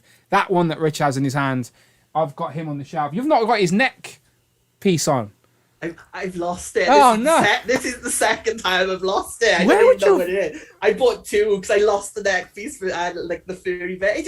It just keeps falling off, and I don't know where it's gone. It's like down the back of my shelf somewhere. So. Is that it could even still be an Alvarez Smith because I lost it like years ago. So God knows. I am the type of person. I lost a billy club once, a Daredevil billy club, one of those little white little sticks. Yeah. I literally emptied a Hoover driver. What's a Hoover driver? A Hoover. I moved my shelf and moved like 100 figures. Because once I lose a little piece, that's it. I can't concentrate on anything else. I need to find it. So that would bug the shit out of me. You'd just see me in a room throwing everything, going, "Where is it?" He doesn't look right without it though. No, we were on about that Jubilee earlier about like not coming with the bubblegum head. You've lost it. But I lost it, and it was like this is like when it was an aberration, and he went down the bookcase, but I couldn't quite get to it, and I didn't want to like pull the whole bookcase out, so I got like a little I got a coat hanger, I think, and like pulled it out, but the bubblegum snapped when I was like pulling it out. I know. So I was really hoping to get our head again, but no. Sad times. That's brutal. Okay, but so you definitely need a new Sabretooth then by the looks of it, because unfortunately it just doesn't look right. And Sabretooth is my favourite ex-villain of all X. Oh, there you go. That's breaking news. He's just like he's always like plotting, and even when he's like good, he's evil. Like he's just a bastard. I love like Sabretooth. So yeah, I would love this figure again. Like Brandon said, put him on like the VHS bulky body. Just make a new VHS bulky body for all these figures. Like you can put his fur piece, put two in there so I can put one on this one as well. That'd be better, just. But yeah, he's just like got like a really great look to him, like that big bulky look. I think he's Wolverine's arch nemesis in the animated series, and a lot of people remember him from that. So to give a lot of people want this like big figure, that would be a good way to get it. Would be in the animated line, I think. Yeah, a lot of people in the chat really saying hit for Sabretooth. People are throwing in some other names that they may have to be a little bit patient and we get there. But what about you, Brandon? Like, would you take another Sabretooth if they do it properly? Yeah, I definitely would. So at the moment, I have the 2013 Wolverine Puckwave Sabretooth on my shelf, because I think the boot cut on my Apocalypse Wave Sabretooth snapped. Oh. Like, because it was gummy and so the plastic kind of snapped. So I think, and I mean, I still love that modern look Sabretooth, so that's why I kept it on the shelf. But I think this is one of the most like wanted X-Men figures that I can think of in the community. We always hear about this whenever any Legends X-Men talk comes up. I think like Rich said, and like you said, we could easily get this on that same, mid-size bulky body, a new mid-size bulky body. And so I think this is just an absolute given. I think this has to come sooner or later. Of everything that we've said on this list, I think that this is the smartest place maybe to release this figure as well, because so many people want that kind of size and version of Sabretooth. If you do it in this line with the cell shaded, like Rich was saying about Morph, you would pull people that aren't necessarily thinking about the cell shaded figures into this line. Once they get it in hand, that might make them want to backtrack and get the others as well. You're completely right. You put a few desirable, most wanted sort of figures in this line, then people will sort of force their hand. They're like, okay, I really want this character, so I'm going to pick up this one figure, and then you've got them hook, line, and sinker, because if they do it really well, then yeah, people are going to want to backtrack. And people in the chat seem to agree. Bring Toys to Work says, heck yes for Wolverine. Jose said, yeah, this is the Sabretooth I want. Cloud says, for Hawk Chalk Sabretooth. I think I'm saying that right. Jay's Toys Collection UK, hit for the animated Sabretooth and hit for the first appearance as well. And yeah, lots of hits for Sabretooth. And yeah, put him on the Colossus box as the inevitable Hulk. Mike D says Sabretooth hit Deadpool 2, please. He's just going to keep saying Deadpool until we mention him. Dad Smoke says big hit for the big Sabretooth. Justice Demonson, disappointed every time I buy a Sabretooth figure and it doesn't look like this. Yeah, again, this is my mind's eye of Sabretooth. Let's have it in figure form, please. And again, I think the cell shading on a character design like this will really benefit as well, with the shadows for the muscles and whatnot. So we shall see. But like Brandon said, it's sort of a great spot to put him. So we'll find out very soon, I'm sure. How about another go at Mystique? Now, the last time Mystique was released, it was a Walgreens exclusive, and Walgreens is a naughty word for our American friends. But go on, Brandon, you were saying? This is just a no-brainer. Like, this is an absolute no-brainer, especially here in the UK. So many people did not get that Mystique Wolverine's exclusive. Personally, I picked up like 4 Wolverines when I was in Miami at the time because it was like readily available at Wolverines back then. Sorry, it isn't now. But because so many people missed out, I think it would be a great place to release it. The other thing is, this is a great figure to put on the street body, a great character to put on the street body. Yeah. You know, pinless joints, a much better articulation. You know, I showed that last time that this Ventress figure from Black Series with the skirt piece, the special skirt piece. Yep. I would love to see that on a Mystique.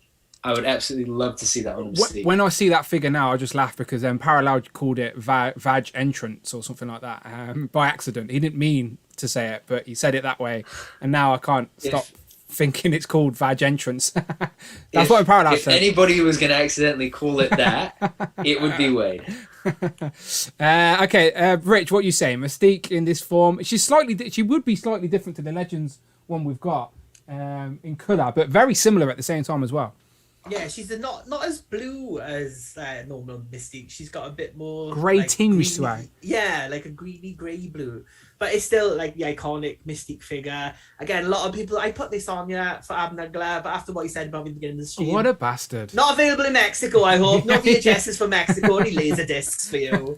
But yeah, it's like a figure a lot of people in the community, again, missed, or it's a character that hasn't had a figure in a long time. Like, it was that exclusive one. Before that, it was like the black suited one on the on the Epic Heroes, where she looked like a biker. Yeah. So this is like, I think this is, and with Mystique, she's a shapeshifter. So again, like cell-shaded Mystique, you could kind of like fudge into your collection. I agree, you could. And that's what I mean. Put a character like this in this line, people that just want a Mystique in their comic displays will be buying this. And because she is a blue-skinned woman that doesn't wear too much apart from that white outfit, you could probably fudge her in, to be honest. Justice Demon in the chat says, can we get a baby Nightcrawler accessory is a must. That would be great. We have got a little baby Hulk, so why not a little baby Nightcrawler as well? Just getting the Marvel babies. Blue. Yeah, well, he's a bit too fat, I think, for a baby Nightcrawler, but still, we can start the baby Marvel team. Mikey underneath says, can we get an animated series Loranja? They can repaint the head and pack it in with this Mystique. No, don't stop giving it heads. We just need her in complete form, but maybe we'll get to her. Yes from Mystique says, bring toys to work. Pogo says, but she needs the big picture skull bout as pictured here. Yes, I don't think the Legends one that we've got has the gold skull bout, but it does have a skull bout, right? I'm pretty confident. Yeah. It's not as big as them, maybe, but... Ashavan says, yes, I need Mystique. Absolute hits as animated heroes. Angel Seeker 69 says they should use the Omega body for Sabretooth. Pogo says she needs the bit. Oh, I said that already. I had to pay the eBay price for Mystique. Got her for 45, says Tyrone. To be fair, Tyrone, I don't think 45 is too bad. Too bad for the current market scale of Mystique. But as I said, both the lads have nailed it here with this one, I think. Popular X-Men character that needs another Marvel Legends re-release. Her character design sort of appeals to comic, but it can also work in this animated show. Even with the cell shading, it could probably work on a shelf. But we shall see if Marvel get there. But she looks good on this VHS box that Rich made. So maybe Marvel are watching and taking notes. We shall see. Let's keep going. Next up. Now, someone was just asking about this one, so you didn't have to wait too long. But it is, of course, one of the Brotherhood of Mutant characters that we desperately need in comic. But again, put him in the VHS line and I'm sure people will pick him up. He's on the intro of the bloody show. It's Avalanche. We need him, right, Rich? For the bad guys. Yeah, for like the Brotherhood of Evil Mutants, he's a character that we haven't had, I think, ever in Legend form, have we? We've like not since like the Toy Biz like old days. So he is a much needed character. Again, it's quite a simplistic look, but he fits in with like so much. Like he goes with the Brotherhood. He can go with like Pyro, with Mystique, with that era. Yeah. And he's just a character that been on a lot of people's want list for a long time. I don't think he's that hard a character to do. Maybe like a new like chest piece and like obviously a new head. But otherwise, I think the body, you could use like that Vulcan body and just put like a bit of armor over the top of it, something like that kind of thing, like just a new chest piece. Yeah, I think he's a bit bulkier. I think they'd use a bigger book for Avalanche than they would the Vulcan. If the Vulcan, again, no one's had the Vulcan in hand yet, so we don't know. But I think they'd go for a bigger book with Avalanche. But would they go?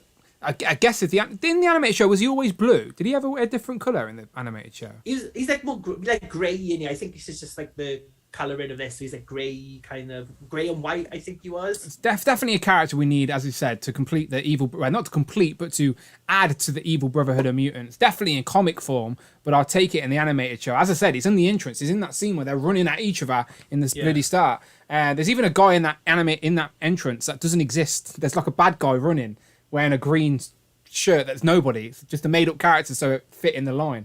It's always, I'd have him in figure form, to be fair. Cel shaded. Brandon, Avalanche, would you buy him for your comic shelf if he came out in this? Yes, 110%. Yes, absolutely. This is one of the Brotherhood figures that we're still yet to get in the modern Hasbro era. To me, I mean, I loved Avalanche and X-Men Evolution. I think it's a great character. It's a great villain. Need. Who does he date in X-Men Evolution? Someone that you're not remotely interested in, but is actually great in X-Men Evolution. One of my favorite characters in X-Men Evolution. One day we'll do an X-Men Evolution stream, just not today. Greg says Avalanche 2-pack with his partner Pyro. Avalanche is huge, says Keith T. Sorry. Robert Downey. Robot, I always say Robert, and it's Robot Downey Jr. says hit. Bring Toys to Work says shaking things up with Avalanche. Yes. Bring Toys to Work also says that when the live stream is finished, please post these covers on IG. I love what you did, Rich. They should be immortalized on social media. And I'll make sure between me and Rich we get these online for people to steal. But you got to give credit to Rich. That's what you got to do. Avalanche, as you said that. J-Stores collection, a lot of hits. Been waiting forever for a figure of Avalanche. Same with Tak. He's got a lot of hits. Definitely a hit, says Mikey. He says his much to boost up our Brotherhood of Evil Mutants group. I wonder how they will make his powers. They probably wouldn't make his powers, to be honest. You'd probably just get the figure and you'd have to use your imagination. He's like, with Avalanche, he's kind of like the Nightcrawler, so he represents all those villains, like Jay was talking about earlier about Gorgeous George. So like the Nasty Boys, you've got Gorgeous George, you've got Ruckus, who we had on our X-Villain stream last year. There's Slab, there's Hairball, then you've got like all the Acolyte. There's so many great villains who've never had a figure who show up in this TV show, and it's a good place to like put them in, I think. Because like once you get those like main villains, this line could go on for years if they get it right, and if people buy it. Hundreds of characters, and many, like you said, that have never had figures before. So I do think, as we said at the start, now this animated show has been confirmed by Disney, it's happening. Hasbro will at least continue this line for a little bit, and just hopefully, as I said, that new animated show is as good as it was originally, and then we're golden. But we shall see. Let's keep sliding through. And all the comments on Kitty Pryde. Kitty Pryde doesn't appear in this show, so there's no chance. There's no chance of ever getting a VHS Kitty Pryde. Yeah. Well, I tell you who does appear in this show. This big guy who we sort of need a re-release of, even though the Hasbro era one does still hold up, I guess. But I don't have it, so I want another chance of getting him. It is Blob, and you can see Wolverine's lost his arm there in Blob's stomach. But yeah, Blob is poor Wolverine. And that's what's great about this animated show, by the way. We see the X-Men characters just in civilian outfits all the time as well. We could get literally a whole line of them in their civilian gear too. But Blob, big fat guy. We're going to need a big box here, lads. A box set of boxes, multiple boxes. A big box is what I'm saying. But Blob, I don't know how they'd do it. What I was thinking with these, do you remember like in the 90s, so you'd buy like say Star Trek, you'd buy like every every month there would be a VHS release with like 2 episodes on it. Okay. And then at the end of it all, you'd send away and you'd get like a big like case you could put them all in with like a big display on the back. Okay. So a character like Blob, or like with the good guys with Professor Xavier, because the good guys and the bad guys have got like different designs on their VHSs. You could get them in like a big, so like the Xavier is going to have to be the same size as that Xavier Deluxe that we got, like that big box. But you could do that as like with the backing on that, like slides off, and then you can put all your VHSs like inside for like a collection display. I've already thought about all this, look. The Hasbro team need to be inviting you into these meetings, because I doubt they've thought that too much. I doubt they've went that deep into it, to be honest. I'm very expensive, Dan. I don't think they can afford me. By the way, a lot of people are putting hit for this guy as soon as we put him up on the screen. Jimmy Boy, yes, lots of hits. I'm going to ignore everyone who's talking about Kitty Pryde for a second. Bob re-release, says Mike D. Mikey also says, I want the animated series Blob, he would be amazing. Hits from Tyrone. Shavin says, what if Kitty Pryde appears on the revamped show, Rich? They're trying to all talk about Kitty Pryde now. They're trying to sabotage us. Phil Jones with lots of hits. Rob says, Rich, that just means... Oh, bloody hell, stop talking about Pride. I'm just... Because I just read them without reading them first. So, like, I'm just getting fooled every time. Bring Toys to Work says, if Blob, then you need a VHS special edition. That is true. Pogo says, hell yeah, Blob. VCR box with Professor X in the chair plus Bob. Pogo said, I'd love a belly accessory with the punch impact. Yeah, that would be pretty good. Interchangeable belly, so you could display.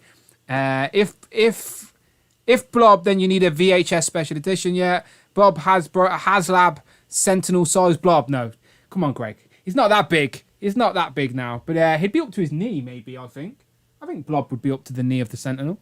Blob, we need those big plastic Nickelodeon boxes. Blob's definitely a character we'd want. Brandon, would you want the Blob? Yes. Again, same as Avalanche, this is a Brotherhood character that we desperately need. I think it could come in this line. Do you have the previous one, by the way? Sorry to interrupt. No. Did you have the previous one? Okay. No, never. I remember one time, this must have been like summer 2014, maybe. It was my second summer of collecting, so it must have been about 2014. And I remember sitting in my brother's lounge, and I was scrolling eBay, and I saw a Blob for like $60, like on eBay with shipping and everything else. And I remember saying to myself, should I just get it? Maybe I should just take the plunge and get it. But surely we'll get a new one soon. And 8 years later, I'm still waiting on a new one. I was inexperienced back then. I should have just got it. But yeah, so this would be great. And when I look at my X-Men shelf, this is one of the characters that I'm like, that is desperately missing. So I think this would be great, and I think Hasbro would nail this nowadays. Yeah, like, I'd love Hasbro to do this now. I'm grateful that it's taken them 8 years to still not get to it, because by the time they do it, it'd be just perfect. Let's get Toad, Avalanche, Blob. We need them. I'd love to spruce up my X-Men villains with some more like instantly recognizable characters. And I don't know. I'm looking at my shelf, going, oh shit, where would I fit him? But I'd have to make room. Blob, really good. I'm assuming you don't have the Blob figure either, Rich. No, there's one that I've never got. I think I had pieces of him and then I sold them off.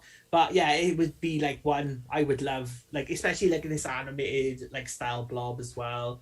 Like just a really cool figure. Again, you could do like loads of effects with him. I know he's like just like a fat guy, but like you said, like with his stomach, you could have like a swappable bit where you've got like some hand coming out. There's like loads of things you can do. So yeah, he's a really cool character. Yeah, and like we said, to be fair to Hasbro, the previous one they did probably would still hold up if you put him at the back, but they could do a better job now. Like as I said, they proved us all wrong with MODOK. We all thought they couldn't do a better job with MODOK, and they did. But matter of time, I think. With sad times in the chat. Rob Pollock has had the Bath figure for 15 years, but he never got the hands. But he did get the X-Men Evolution Blob this week because I saw it on his Twitter. So I've had the Blob builder figure for nearly 15 years. I never got his hands. I had the handless Blob Bath. Does anyone out there in this Marvel Legend community have the Blob builder figure hands? Let's see if we can help Rob Pollock complete his Blob builder figure. Bob the Blob? No, never mind. Blob. I can't speak. Blob builder figure. Hands. Hashtag lend Rob a hand. Come on. Yes, come on. Yeah. See, we shall see. Then come Tom showing off, going, "I've got Blob, but he surely needs an update." I'm not doing that on purpose. I'm just for some reason keep saying Bob, but he surely needs an update, says Tom. Okay, let's keep going through because we've still got.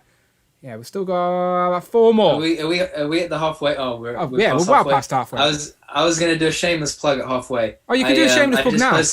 I just posted on Instagram. Please go and check it out. I tried really hard with this one, so I wanted to give it a shameless plug. Hang on, let's do it properly. Do that again, Brandon. Let me. If we're gonna do it, we'll do it properly. Oh, here it goes. So Hero Collections. I've been trying like comic covers and comic panels this week. Well, the last couple of days. So I just took an iconic scene and tried to put my spin on it with comic panels. So please go and check it out. Tell me what you think. There you go. Thank you, everybody. You're welcome. Lend Rob a hand. I love it. Thanks, guys. Again, if you have the Blob Build-A-Figure hands from Hasbro all those years ago, that's just sitting in a box, let's get onto Rob. Let's see if we can complete Bob. The Blob, but I'm just gonna press next now. I'm going stressing myself out. Crosshair. Rich, talk to me about Crosshair while I take a drink. Bloody hell, Bob the Blob. So Crosshair is the father of Cyclops. Obviously, in the animated show, he is the captain of the Starjammers, and he shows up in one of the best remembered storylines, which is the Phoenix Saga and the Dark Phoenix Saga. So he's just a great character. He's never had a Marvel Legend form. He hasn't had a figure since back in the 5-inch Toy Biz day when he did come on the old retro style card packaging. But he's a figure that is sorely needed for X-Men fans, for X-Men animated fans, or comic book fans. He's just massively needed, I think. He's got a great look. He would start off the Starjammers, and like I said, he's important to this show. I think there's so many characters from the comic books who just got elevated by this TV show, brought it to a whole new audience. The first time I saw Crosshair was in the animated show, and then I went back and read all the comic books about him as well. So yeah, big love for Crosshair. Yeah, and we've just got his other son, Vulcan. So we've got the 3 kids. Now let's get the father. And for Brandon, I know you're not too familiar with the Starjammers, but the Starjammers are a bunch of disco space aliens that go around in a ship, just constantly playing disco music, and because they're in the stars. Stop lying to him. They all work and they make strawberry preserves for sandwiches. That's what they do, Brandon. Don't listen to him, okay? Yeah, I just didn't think. See, that makes so much more sense, Rich. I mean, the thing is if I'm remembering this rightly, and I hope I am.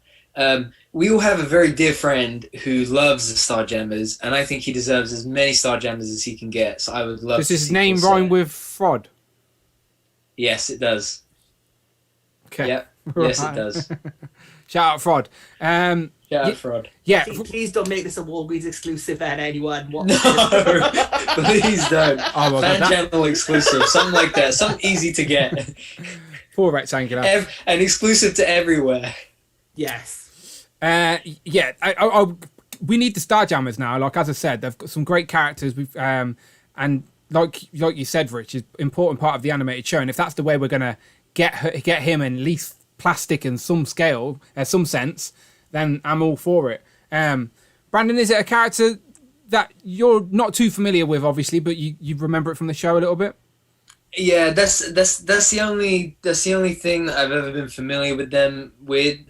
Corsair as well. I don't remember them that well, but I think probably after a rewatch of the animated series, I could see myself backtracking and wanting to pick this up.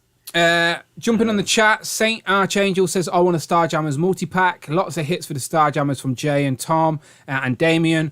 Rob says, whoa, Rich, Crosshair got a Mini-Mates last December, but for real, how have Legends missed this guy for so long? As Mini-Mates got to everybody, if Mini-Mates can get to a character before Legends, then come on, Legends, you're slacking.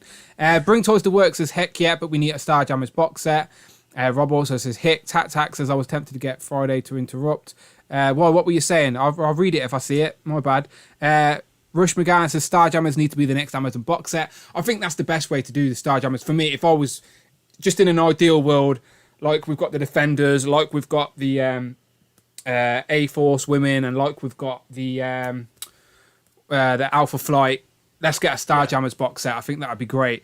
Because again, Starjammers are like a team that may not be too familiar to like mainstream guys. So like it's a nice, easy way for the people that do appreciate them just to complete the team in one go and not have to worry about waiting 6 years to complete a team. But yeah, Pogos is hit for Crosshair. Angel Seeker again, Starjammers box set. Dad Smoke, Starjammers all day long. Yeah, really good, really good. Pogo says, off topic, I really want is it the Dolceman Crosshair? Dolceman Crosshair. So it's Russell Dolceman.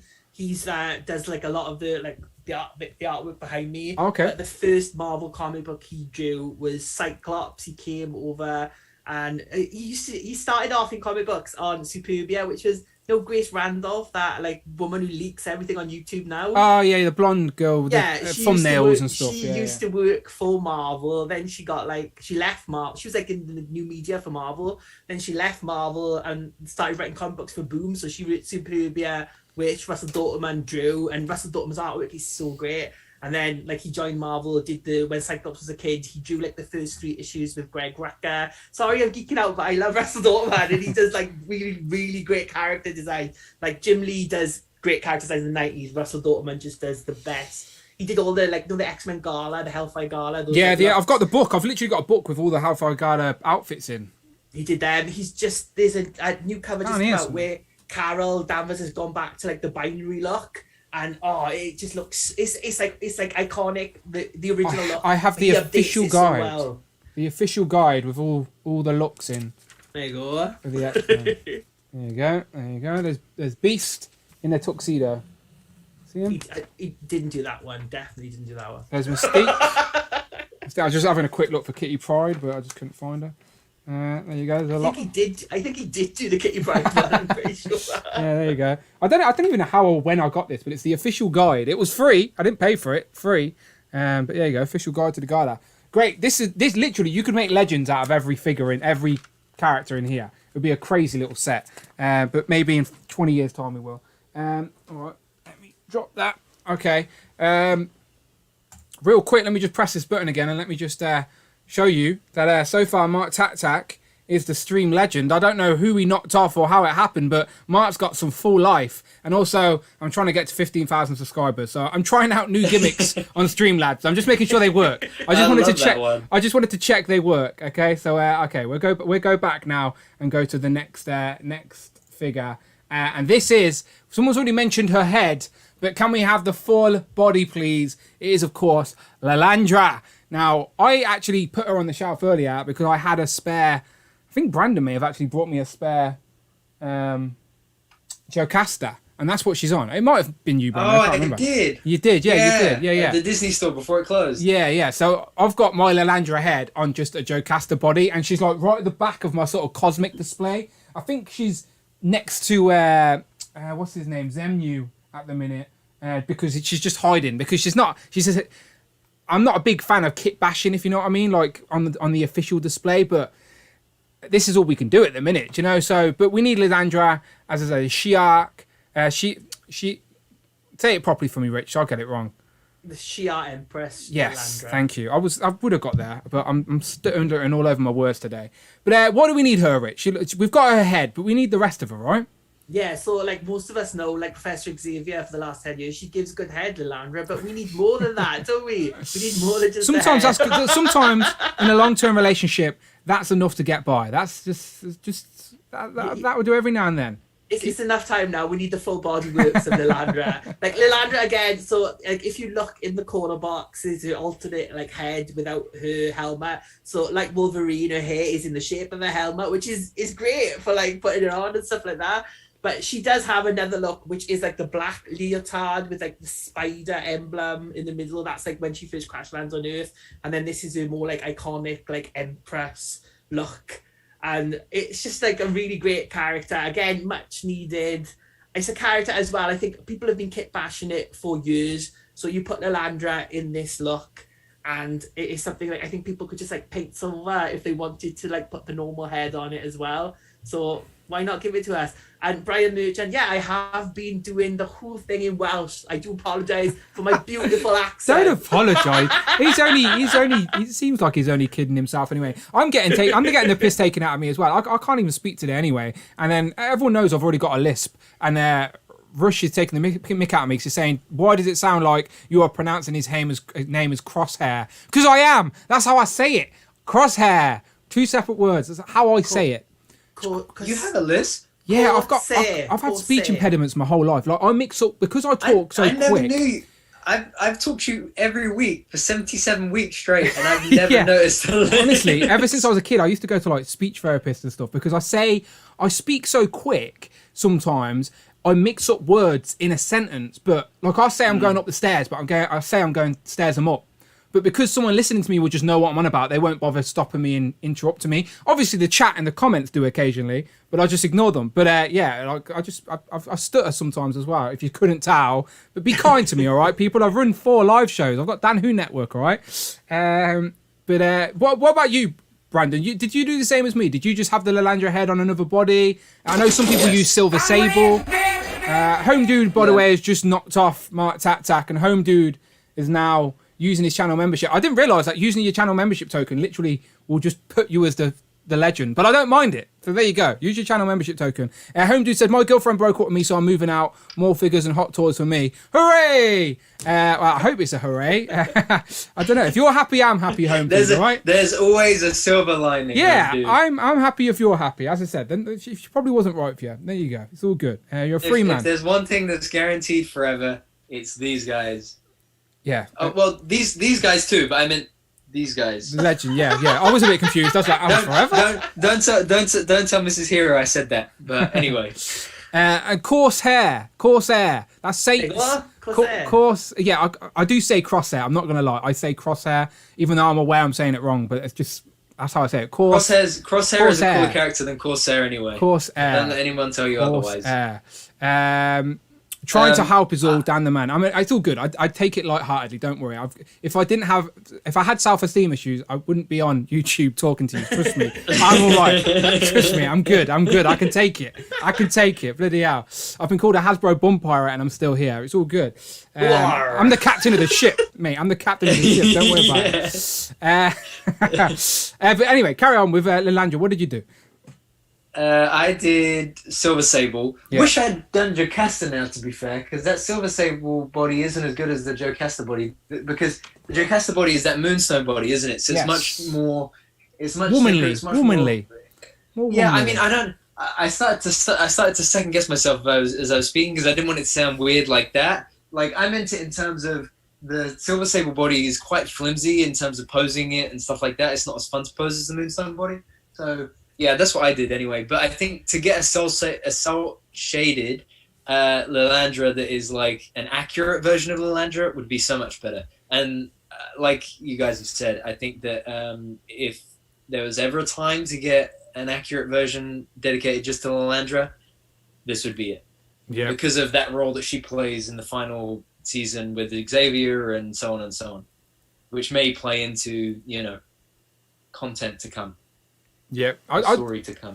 Yeah, again, like when the XMen, like, was she meant to be in the Dark Phoenix? I can't remember. I think she was floated around or whatever. But yeah, she was in she first showed up in the Phoenix Saga, and like that's where she shows up in the comics as well. She's like that alien. She's like, help me, Charles Xavier, and then it turns out that this is woman. Okay, a lot of people in the chat seem to be agreeing that we need to finish her body. A lot of people are also now debating about crosshair and coarse hair and just laughing at me. All right, so let's move on. Silver Saber is the better colours, though Tyrone says. I do think they're your best bets. A lot of people, because Silver Sable was already out when we got that Lilandra head, I do think the majority of people use that Silver Sable body rather than Jocasta. I just got Jocasta because Brandon seen her on sale and I thought that'll do. Right, next up, talking about the Dark Phoenix, this is a figure that I definitely don't think should ever be released ever again. I need this. Right? Come on. Go on, Brandon, has to happen. This has to happen as soon as possible. We passed up, what was it, the 40th anniversary on this figure, and we didn't get her. So come on, Hasbro owe us this. Nah, I don't think I'm never an entitled so-and-so, or at least I hope I'm not. But we deserve this. Yeah. Because fun fact, that 2-pack, the original Dark Phoenix 2-pack, was actually the first thing that Ryan recommended get into the line that made it into the line. I know, and so you're such a fan of Ryan, so why did you sell it, eh? What if you like Ryan so much? If anything, because it paid for like 3 Legends waves that year. So, and because I thought I was a smarty pants. You didn't you? Figured that they were going to be reissuing it. I remember you saying. We reissue everything for anniversaries these days, so I thought it was a given. But I'm selfish. As I said, this is my break gas for emergency. Talk about Hasbro Bum Pirates. I think we should celebrate the wonderful contributions that Ryan has made to the Marvel Legends community. Re-release it by reissuing this set.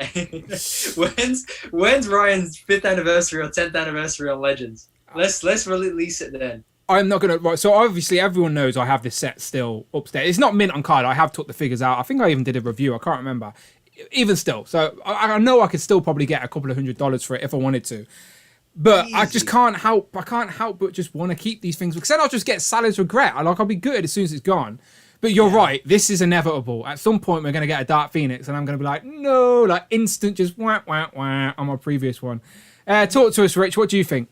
Well, like Greg says, they can get 3 figures out of this. They can get like Red Phoenix, they can get Green Phoenix, and they can even do a White Phoenix back in the normal line, like a non-cell shaded one from the White Room. Yeah. So there's so many like things, and like this Phoenix figure as well is bloody garbage. Like she doesn't stand up. She falls jelly over. Legs, yeah, jelly she's legs. Got, Jean. She's got like those pearlized jelly legs, Jean. Yeah, jelly legs, Jean. She got those like pearlized gold that doesn't look very good. So yeah, we were well overdue a new Phoenix and a new Dark Phoenix. But like this Dark Phoenix with that like big hair, like big fiery, like. It's just and it's such an iconic show of if there was only one lot of episodes you could watch in the X-Men animated show, I would 100% recommend the Phoenix Saga and the Dark Phoenix Saga, mainly because it takes up 10 episodes to watch them all, but it's still such a great adaptation. Like the movies have tried it twice and they failed twice. This still holds up as the best adaptation of the Phoenix Saga, which is just one of those iconic X-Men stories. It's like the battle for Jean Grey, you know, it's a story about love, about friendship, and about a woman who wants to fucking destroy the galaxy. What more do you need? Yeah. Come on. The chat are agreeing, to be honest. Well, maybe a couple are on my side. Shavin saying this is a must. Greg says Phoenix 3-pack with the green, red, and white versions. Mega Hit says Jamie. Hit with that wild hair said Pogo. Cloud agrees with Greg and said solid idea. Saint says no, I want at least one figure to maintain its value. No Dark Phoenix, laughing faces. I agree with you, Saint. I agree with you. Articulated Hero says hit would probably get free just in case. Yeah, like everyone's gonna be panic buying this Dark Phoenix now. Keith T says 100% yes please. Damien 100% defo, not bargain basement of figures. Saint says miss. Again, he's on the train with me now. Jay's Tools Collection UK says Dark Phoenix 2-pack was the first thing I brought from Comic and Cocktails when they were only a Facebook store. Oh wow. Have you still got it, or did you sell it like Brandon? Should have bought 2, should have bought 3. Yeah. Jamie says I got the Dark Phoenix head on AliExpress and put it on my Sirloin Phoenix. Is that the one you've got in your hand? That Phoenix? Is that what you meant? I think it must be. Yeah, that they did say that, by the way, that they put the 3 heads in there so you could display Dark Phoenix, and they sort of added an apology head. I think that's why my Phoenix pack is open, because I displayed my green outfit Phoenix with the non-Phoenix head. He looks happy to be flying. I think they should do Red Phoenix as a Target exclusive, Green Phoenix as a Walmart exclusive. That's Walgreens.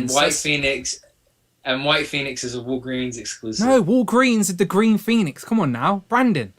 Oh, Walgreens, I suppose. Yeah, that makes sense. All right, cool. We're on the same page. I would love Shah or Nasty Boys pack for this animated series line, says Mujah. Mikey says absolute hit. They would like awesome cell shade. She would look awesome cell shaded. We need her big fire hairpiece with some flame effects. I hope they reuse the Phoenix bird, Firebird from the 2-pack. We got that. That was like a wrist attachment though, wasn't it? That Phoenix bird. I know a lot of people still buy the Toy Biz Phoenix. And is there a select one as well, or am I making that up? Where there's a big fire pit.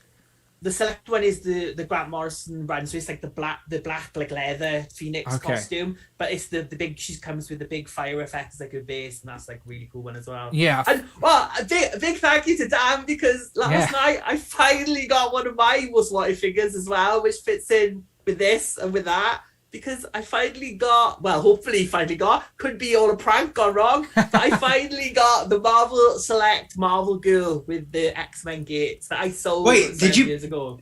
Yeah, did you buy it? Yeah, I was the one who bought it. He was winding us up. When he said it's sold already. He was the one who bought it. Yeah, so I was randomly scrolling eBay. I didn't know that you were the one that bought it. I was half asleep at that point. So I thought that someone else had actually bought it. Yeah, it was Rich. Rich got it. I was fooled as well, but he did correct me. Yeah, but I was so random for people in the chat, just to give you context. I guess many collectors do this. You have favorites on your eBay app, and before I go to bed, I just always give it a scroll. Always give it a scroll by like newly listed, just to see what's there. And this was there. And I was like, as I always do, I like to share with these guys. Oh, what do you think of this? And before I even had a chance to think about it, Rich snapped it up anyway. I probably wouldn't have anyway. I did say, you did. You did. You did. I wasn't like that bad. No, you did. Because I know, like buying one of these, the trying to get the second gate would be a pain in the. There's anyone out there? There must be someone out there that has both gates. I'm very curious. That was exactly what happened to me when you sent it. I was like, oh, should I? But I was gonna buy it. I was gonna bid. Right, I was gonna bid. You were gonna do the see. Yeah. To see to just buy me some time to second guess the decision in case somebody, because I knew someone would eventually outbid me. But then I was like, but if you win it, you don't have the other gate, and you're never gonna find the other gate. So what's the point? It's the fun of collecting, though, isn't it? And it's the fun of collecting, because now you've got a game. Now you've got to keep looking. It's the thrill of the hunt as well. Because when you do find that next piece, you'll be well chuffed, because you're going to be one of very few people that have the full bloody gates. So that was a little sidetrack, but sort of on theme, because it's still Jean Grey related-ish. Daughter of Jean Grey.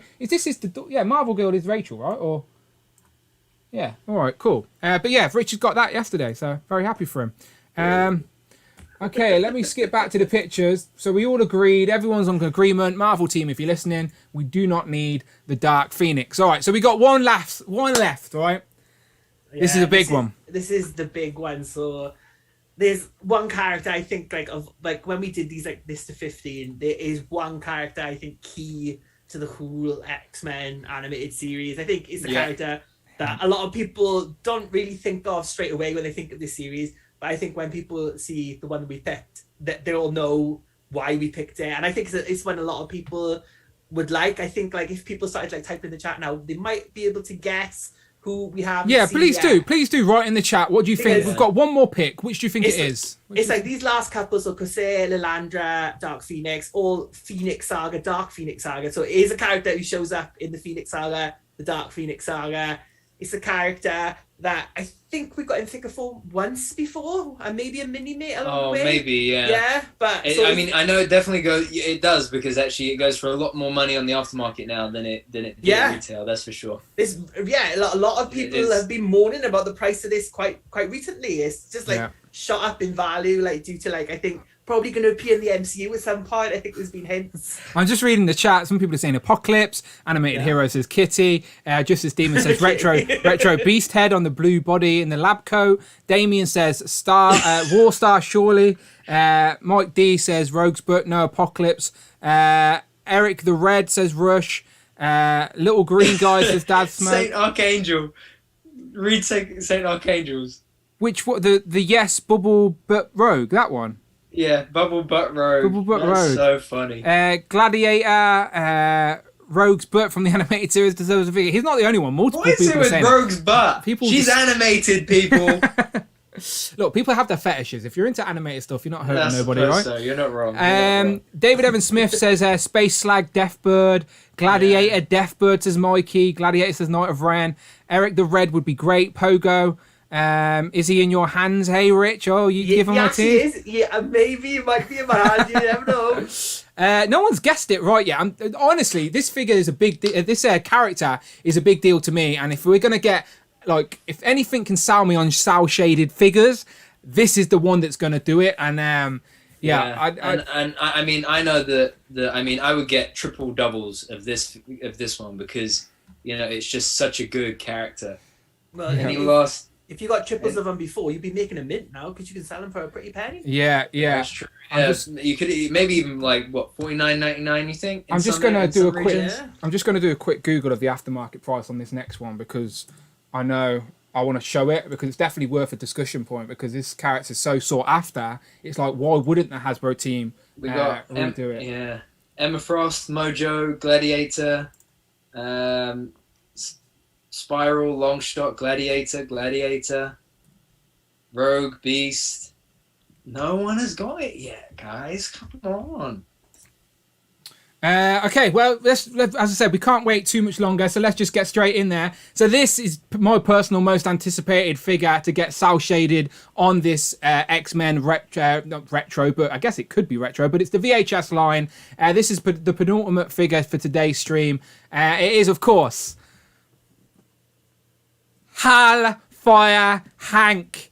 He appeared on the animated show. He is worthy of a VHS box set. Just think of Hellfire Hank in this deep blue with the dark cel shaded in the background. You could army build these guys. He's got his gun there ready to go. He's very sought after on the aftermarket right now because if you check places like Big Bad Toy Store, you'll see he goes for crazy money like £50, which is stupid for an army builder. So why not re-release him as a VHS in this box set? Lads, what do you think? Rich, I'll go to you first. This is a big deal, right? I mean, he's iconic in the animated shows. He shows up in the Dark Phoenix saga. He does. Where like Wolverine chucks him in the water, beats him up. He's just like an iconic hero of the Marvel universe. So why not put Hank? I mean, like the only reason that I watched the animated TV show, it was like I'm a big fan of Jubilee, but then Hank, when he appeared in the Dark Phoenix saga, I was a fan for life, like #1 fan. Like he's just so good. There's so much you could do with this figure. Think of all the different looks, all the different faces you could give Hank. Whoa, he's only in so it. Much range. He's only in it for a short period of time, but he makes such an impact on the show. He's unforgettable. Don't you agree, Brandon? I couldn't agree more, guys. If they did this, I said what I said. I'd get triple doubles, man. Yeah. Triple doubles. That's like 2, 4, 6. That's 6 figures. Yeah. I would get 6 of these. Yeah, there you go. Yeah, as I said, this guy's so iconic. I actually made an emoji for the stream. So there's an emoji. So if you're a channel member, you could use the Hank emoji, and hopefully I'll see a lot of Hanks in the chat right now. But yeah, this is going to be epic cel shaded, right? And get his name right as well, Hasbro. At least put Hank on the box for God's sake, right? And one thing to say as well is that actually, if how we were saying, but if they redo characters, then we need to have a bit of an update to them, blah, blah, blah, blah.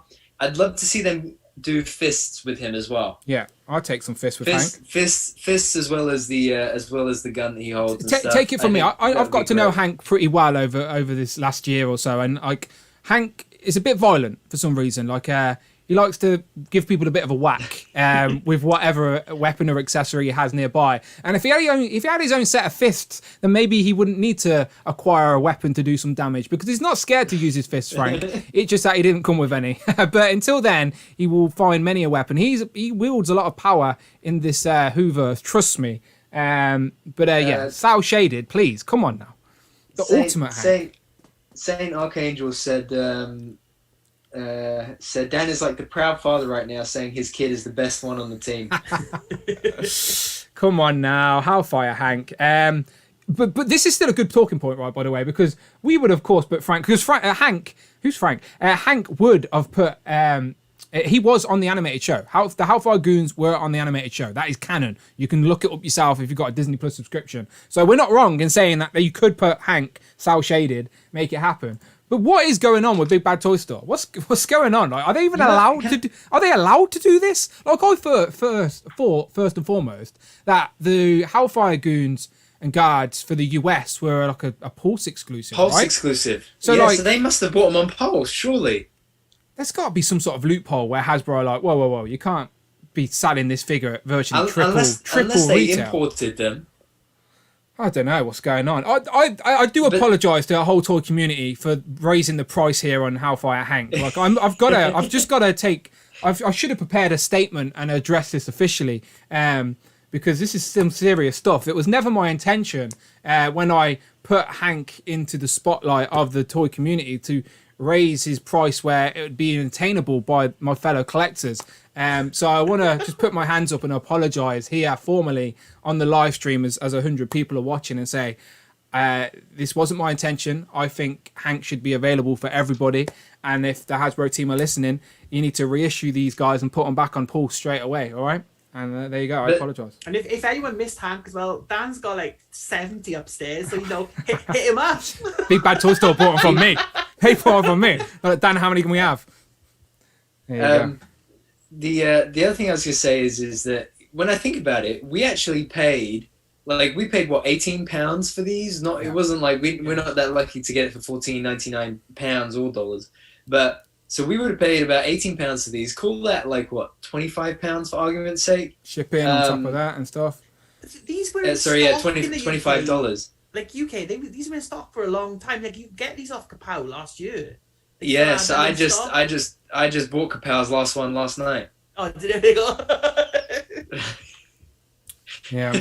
Because I'd been watching it for ages, where they had, I think, 3 in stock. Yeah. I was like, just get 3, just do it. It's done. You know, and then it's there. You use them in tons of photos. Just do it. And then I waited, and then 1 sold, then 2 sold. So I nabbed the last one last night. Yeah. So what was I going to say? So when Pulse had them for $14.99. I so regret not getting them on Pulse. Yeah. Because that's like what, £9? Our Pulse never had them though, right? We never had. No. But Pulse. I mean, I meant that I would have ordered them, to my brothers or Mrs. Hero or whatever in the US. UK Pulse never had them, just for people out there. But UK Pulse never had them. But I thought for $15, like, damn. And if I'd ordered 5, that would have been above their minimum shipping, so we would have got free shipping. Yeah. Well, again, who else could we end on with Hank? As I said, he did appear in the animated show, and I must admit, a Hellfire Goon with cel shading would look pretty cool with the shadows and whatnot. But can I just take this opportunity to say thank you to Rich? Like, yes, can the chat, can we get a bit of a round of applause or some Rich M emojis? Because, as I said, Rich put together all of these last night. I was just going to take screenshots from the actual show, but Rich went above and beyond. These look like actual cards. I guarantee you, if I made an anonymous account and went on Reddit right now and dropped one of these on Reddit, you'd get some idiots posting them on Instagram going, "Oh, leaked idiot." That's how good these are. They are British exclusives, because if you look, they've all got PG apart from Hank, who's like got 18. Because it's dangerous. This man will hit you with a hammer or an axe. He's a dangerous man. He's wielding the axe at the minute, but he's even got strange powers. I'm going to post a picture later because he's actually wielding Strange's cosmic effects at the minute. But yeah, so as we wrap up now, as I said, we're going to wrap up. What is your favourite of today's list? So let's just quickly go through these. Let me go back to the start. So from today's list, let's ignore the original team because we all want the original team. We got Morph, Magneto, Bishop, Cable, Nightcrawler, Amelia Vought, Sabretooth, Mystique, Avalanche, Blob, Corsair. See, I'm listening. Lalandra, Dark Phoenix, or Hank, aka Hellfire Goon. What would you like to see? Just pick one. I'll read a couple out as we get away from here. And while you are doing that, I'll ask these guys which one. I always say this, but it just makes the most sense. You're in that Marvel boardroom right now. You're sat around the table. They've turned to you. Dwight has turned to you and said, "Brandon, Rich, it's on you. We can make one more of these. Who you having? Who you having, Rich?" So if I was in the Hasbro boardroom, I would say Morph. That's who I would be pushing. Makes the sense. For my personal choice, I would pick that Sabretooth because, again, I love Sabretooth. I think of all the bad guys, he's the best one. But that Morph, from just a fence sitting point of view, where we all love sitting on that fence sometimes. I think Morph is the figure that would make people like come off that fence and like choose to buy these VHSs and go back and pick up the first 3 that were revealed as well. I think if Morph was in wave 2, I think a lot more people would be on board, and I think they need to mix up those characters we haven't got before. If it is just a line of like 12 repaints, I'm not sure if the excitement is going to last for these. Yeah, forward. they've got to add a diamond in the rough there. They've got to add a desirable figure in this line that sort of will pull in the people that thought they weren't in. Pull in like just the casual, like, maybe not, and then you put a figure that people want in. then you might hook some more. Brandon, what about you? One of these. Do you agree, Morph, or you got another one in mind? If I was in the Hasbro boardroom, I would go for Hellfire Hank. Of course you would. Right, correct answer. That is why you're the co-host every Thursday night on Dan Who's live stream channel. And then if it was my personal choice, we all know who it is. It would be Bishop for sure. On that. I thought you were going to say Dark Phoenix. I went to Dark Phoenix. Oh, that's true. That is true. I mean, okay, let me rephrase it like this. Pick both. There's no rules here, Brandon. Say one both. Yeah, Rich, pick one. if it was on a new body, Bishop. If it was just a plain old body, Dark Phoenix. For sure. Yeah, makes sense. That's a good point. I'm obviously only one correct answer. Hank. You're going for what? Easy. No, Hank. All day long. I want a South shaded Hank now. I can't now since Richard showed me this picture. I can't get it out of my head. I can't. This would be like the ultimate Hank. All the other Hanks would be his minions, and this would be the Hank. Let me read out from the chat before we get out here. A lot of people showing some love to Rich with the Rich M emoji, the claps. Yes. As I said, Rich, we appreciate Amazing you. work, Rich. He's called the super producer for a reason, people. So Bring Toys to Work says Nightcrawler and Morph. Lee Howard says Cable and Dark Phoenix. Pogo showing some love to Rich. Radium said Morph. Brian said thanks, Rich, even though I couldn't understand you. It's only Brian. I spent £6,000 on fucking elocution lessons when I was in bloody law school. So, I understand everything you're saying, Rich. It's all imagine good. what I speak like before them. It'd be even worse. Can you say something in Welsh just to show people how crazy Welsh is? Bore da is good morning, the start is good night. Sit at heddiw, how are you today? I hope you feel alright, pub. Look on of Albus, I'm luck and a fun. If you die, bubble, that's gonna help for everyone. Hey, there you go. See, now I have no idea what he says. He literally, the countries attached, England and Wales are touching. I could drive to Wales tonight. Like, we're part of the United Kingdom, but yeah, no one can speak Welsh in the UK, in England at least. And there are people that speak Welsh in England. In the What's valleys. that woman on the one show, Alex Jones? She speaks Welsh. Is she Welsh though? Yeah. But there you go. Then she's Welsh. She of course, Welsh people speak Welsh. Exactly. Welsh people speak Welsh. Oh, never mind. My point is, we can understand you, Rich. It's just Mike's taking the mic. That's all. Not a rented more. Yeah, I'm going to guess that isn't a nice word. Jay's. Thank you. Oh, is it? Oh, okay, fair enough. My guess was. See, that's how much I know Welsh. Brandon is fluent in many languages. We're getting to speak one in a second.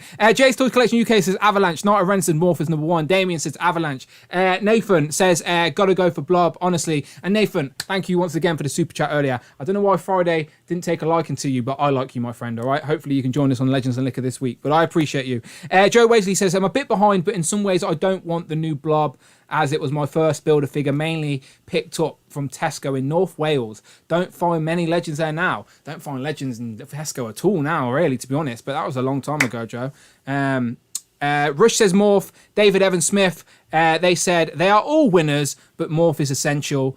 Cloud says gotta go with Morph. Prophet says Bishop. Richard says Avalanche, please. Captain Yellow says Morph, no contest. Toy Bandit says Sabs, whoever Sabs is. Sabretooth, I think he meant. Sabretooth, yep. yeah. Saint Archangel says Avalanche, how yes. The Select guy says, yeah, Intermented power down Morph with alternate evil head is needed. Yeah, that's the sort of dark shadows in the eyes where he sort of comes back. It's on the. I checked alternate heads on all of them. If you go back and watch this stream, I will put them up on Instagram now. But if you go into like the corner box, that's the ultimate head. See, there you go. You're even better. See, even better than I originally thought. It's better than the levels were already really high, Rich, but now they're just too high. But yeah, a lot of people. I'm glad if someone's saying Hank. Oh, it's me. Prophet says Hank, Morph, Blob, Sabretooth. I've been watching the animated series on Disney Plus recently and really wanted Savage Land Walking Charles with the outfits as the Select guy. Savage Saint says great job, Rich. Mikey says Bishop and Morph. Pogo says how far Hank on Big Bad Toy Store. Just made it on Reddit. Arm swapping multiple. More than you get on Reddit, Dan. Reddit hate me. So you'd think, right? A Reddit for talking Marvel Legends. If I post a Marvel Legend review, someone on there may be interested in, especially since I've been getting some Marvel Legends a little bit early at the minute. You'd think maybe one person on a Marvel Legends Reddit would be interested in seeing one of my Marvel Legends reviews. Not according to the Reddit admins. They delete everything I post on there. They hate me. It's a conspiracy. Makes no sense. It makes no sense. It's like people say don't spam and stuff, but if you post one bloody thing a week, that's not spam. I'm not like a robot here asking for naked photos. I'm posting a Marvel Legends review in a Marvel Legend feed. Like, well, never mind. Don't even get me started. Wrong group to ask for those kind of photos. How far? Okay. Well, let's wrap it up. I will post some of these. I think I'll speak to Rich and we'll post a couple each on both of our pages because these are definitely really nice and I want them to get heard. I claim Hank though, Rich. All right, I'm posting Hank straight away. But yeah, much appreciated, lad. Thank you very much, Rich, for those today. As always, you know I appreciate you. Thank you to everyone in the chat as well that got involved. Thank you to who's the current stream legend. Who are we going to end the stream? Is anyone going to get in there before we end the stream and take over the stream legend? It's too small on mine. I can't read it, but their name should be there. I didn't read that either. Yeah, it's really small. Someone, let me go big screen. Let me see if I can find it on with this computer. Home Dude is the stream legend. So, as I said, we're going to end today's stream. Home Dude still has a whole bar of health. So I think if you're a channel member, if you throw in a quick channel membership token, I think we have to knock him off. I'm just giving you little hints there. I'm also going to end the poll. Ending the poll. So the question was simply, are you picking up this VHS X-Men line? The answers were yes, all in, no, thank you, and picking and choosing. And the results are in. 43% of people say they are picking and choosing from this line.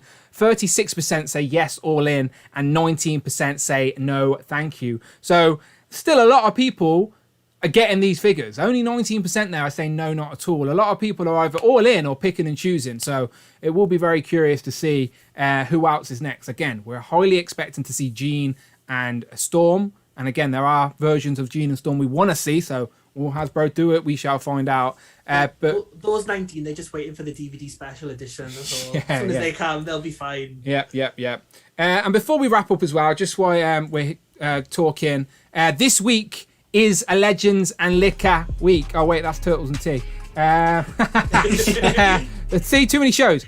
Rewind. Legends and Liquor. So you know the score. If you're a channel member and you want to come and talk on the stream and talk some toys, just like me, Brandon, and Rich have done right now, literally a virtual hangout, talking toys, all of that good stuff, then you can come and be on the stream this Thursday or this Sunday with me and whoever out, all the regulars, hopefully. So if you are a channel member, then let me know. Members Club tier is your gateway into the stream. Okay, so Legends and Liquor, same format as always. And then moving forward, channel members get to choose to be on Turtles and Tea or Joe's and Juice.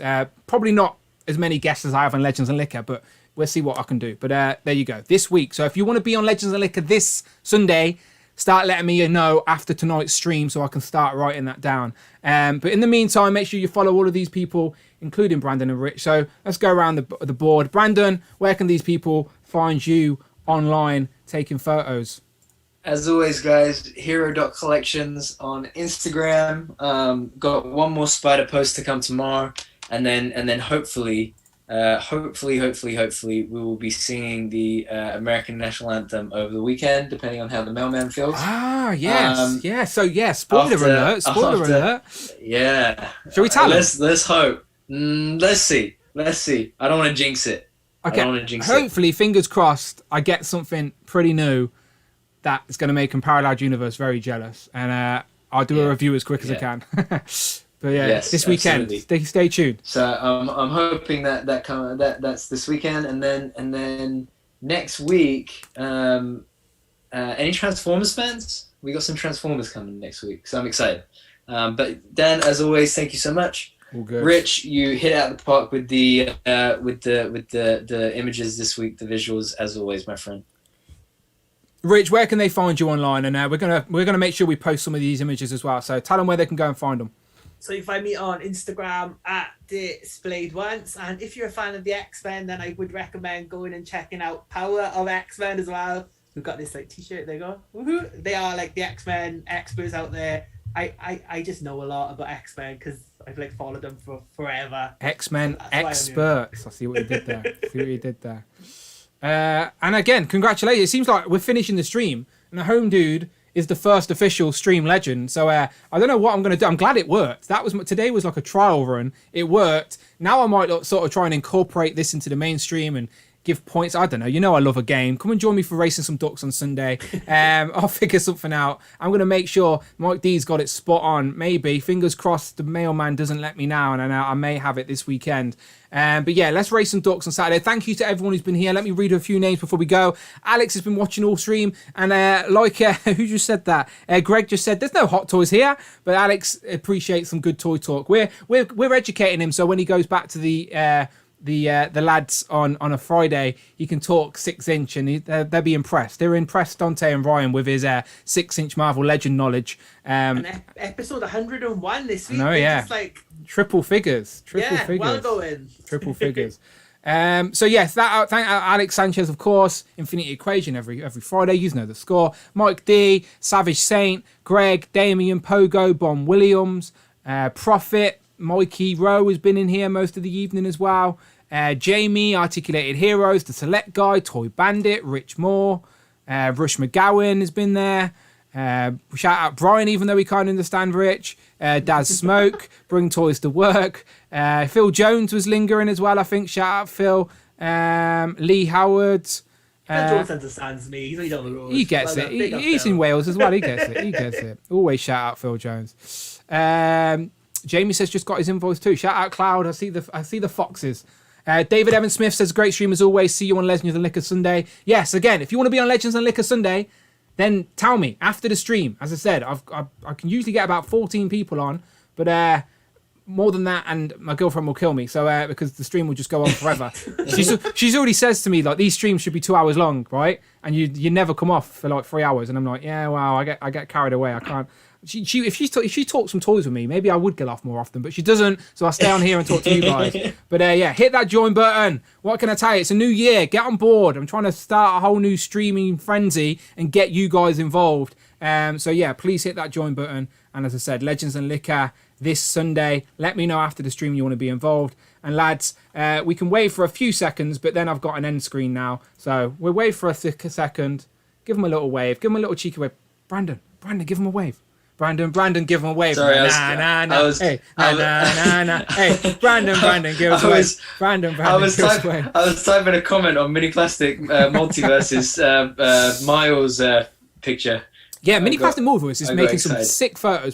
Such good photos. And he needs some more love. Go and follow Tom, Mini Plastic Multiverse, on Instagram. Absolutely. Crazy photos. But yeah, we're going to get out of here. And yeah, we'll see you on Thursday, people. I'll see you Sunday, and then I'll be back and see you Thursday again. Don't know what next week's theme is. We'll figure it out. And yeah, I'll see you in a bit. See you, Strange. Hang on, I'm trying to find my end screen now. Can't find it. Here you go.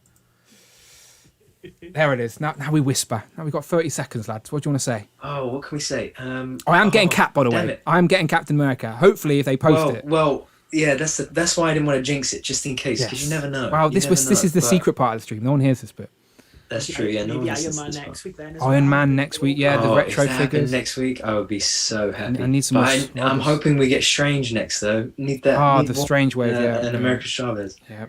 That's. We shall see. Come on, Cap. If I get Cap, the review will be up on Saturday. That is for sure. Oh, you know what we could do next week? If we get Retro Cap, we could do. What do we want to see next from that line? On the 20th anniversary. Oh, we could. Yeah. We'll have a think about it. But don't tell anyone though. Just so that we can brag about getting it earlier. Yeah, yeah. Let's probably make a decision before Rich loses his hair. Whoops! Too late.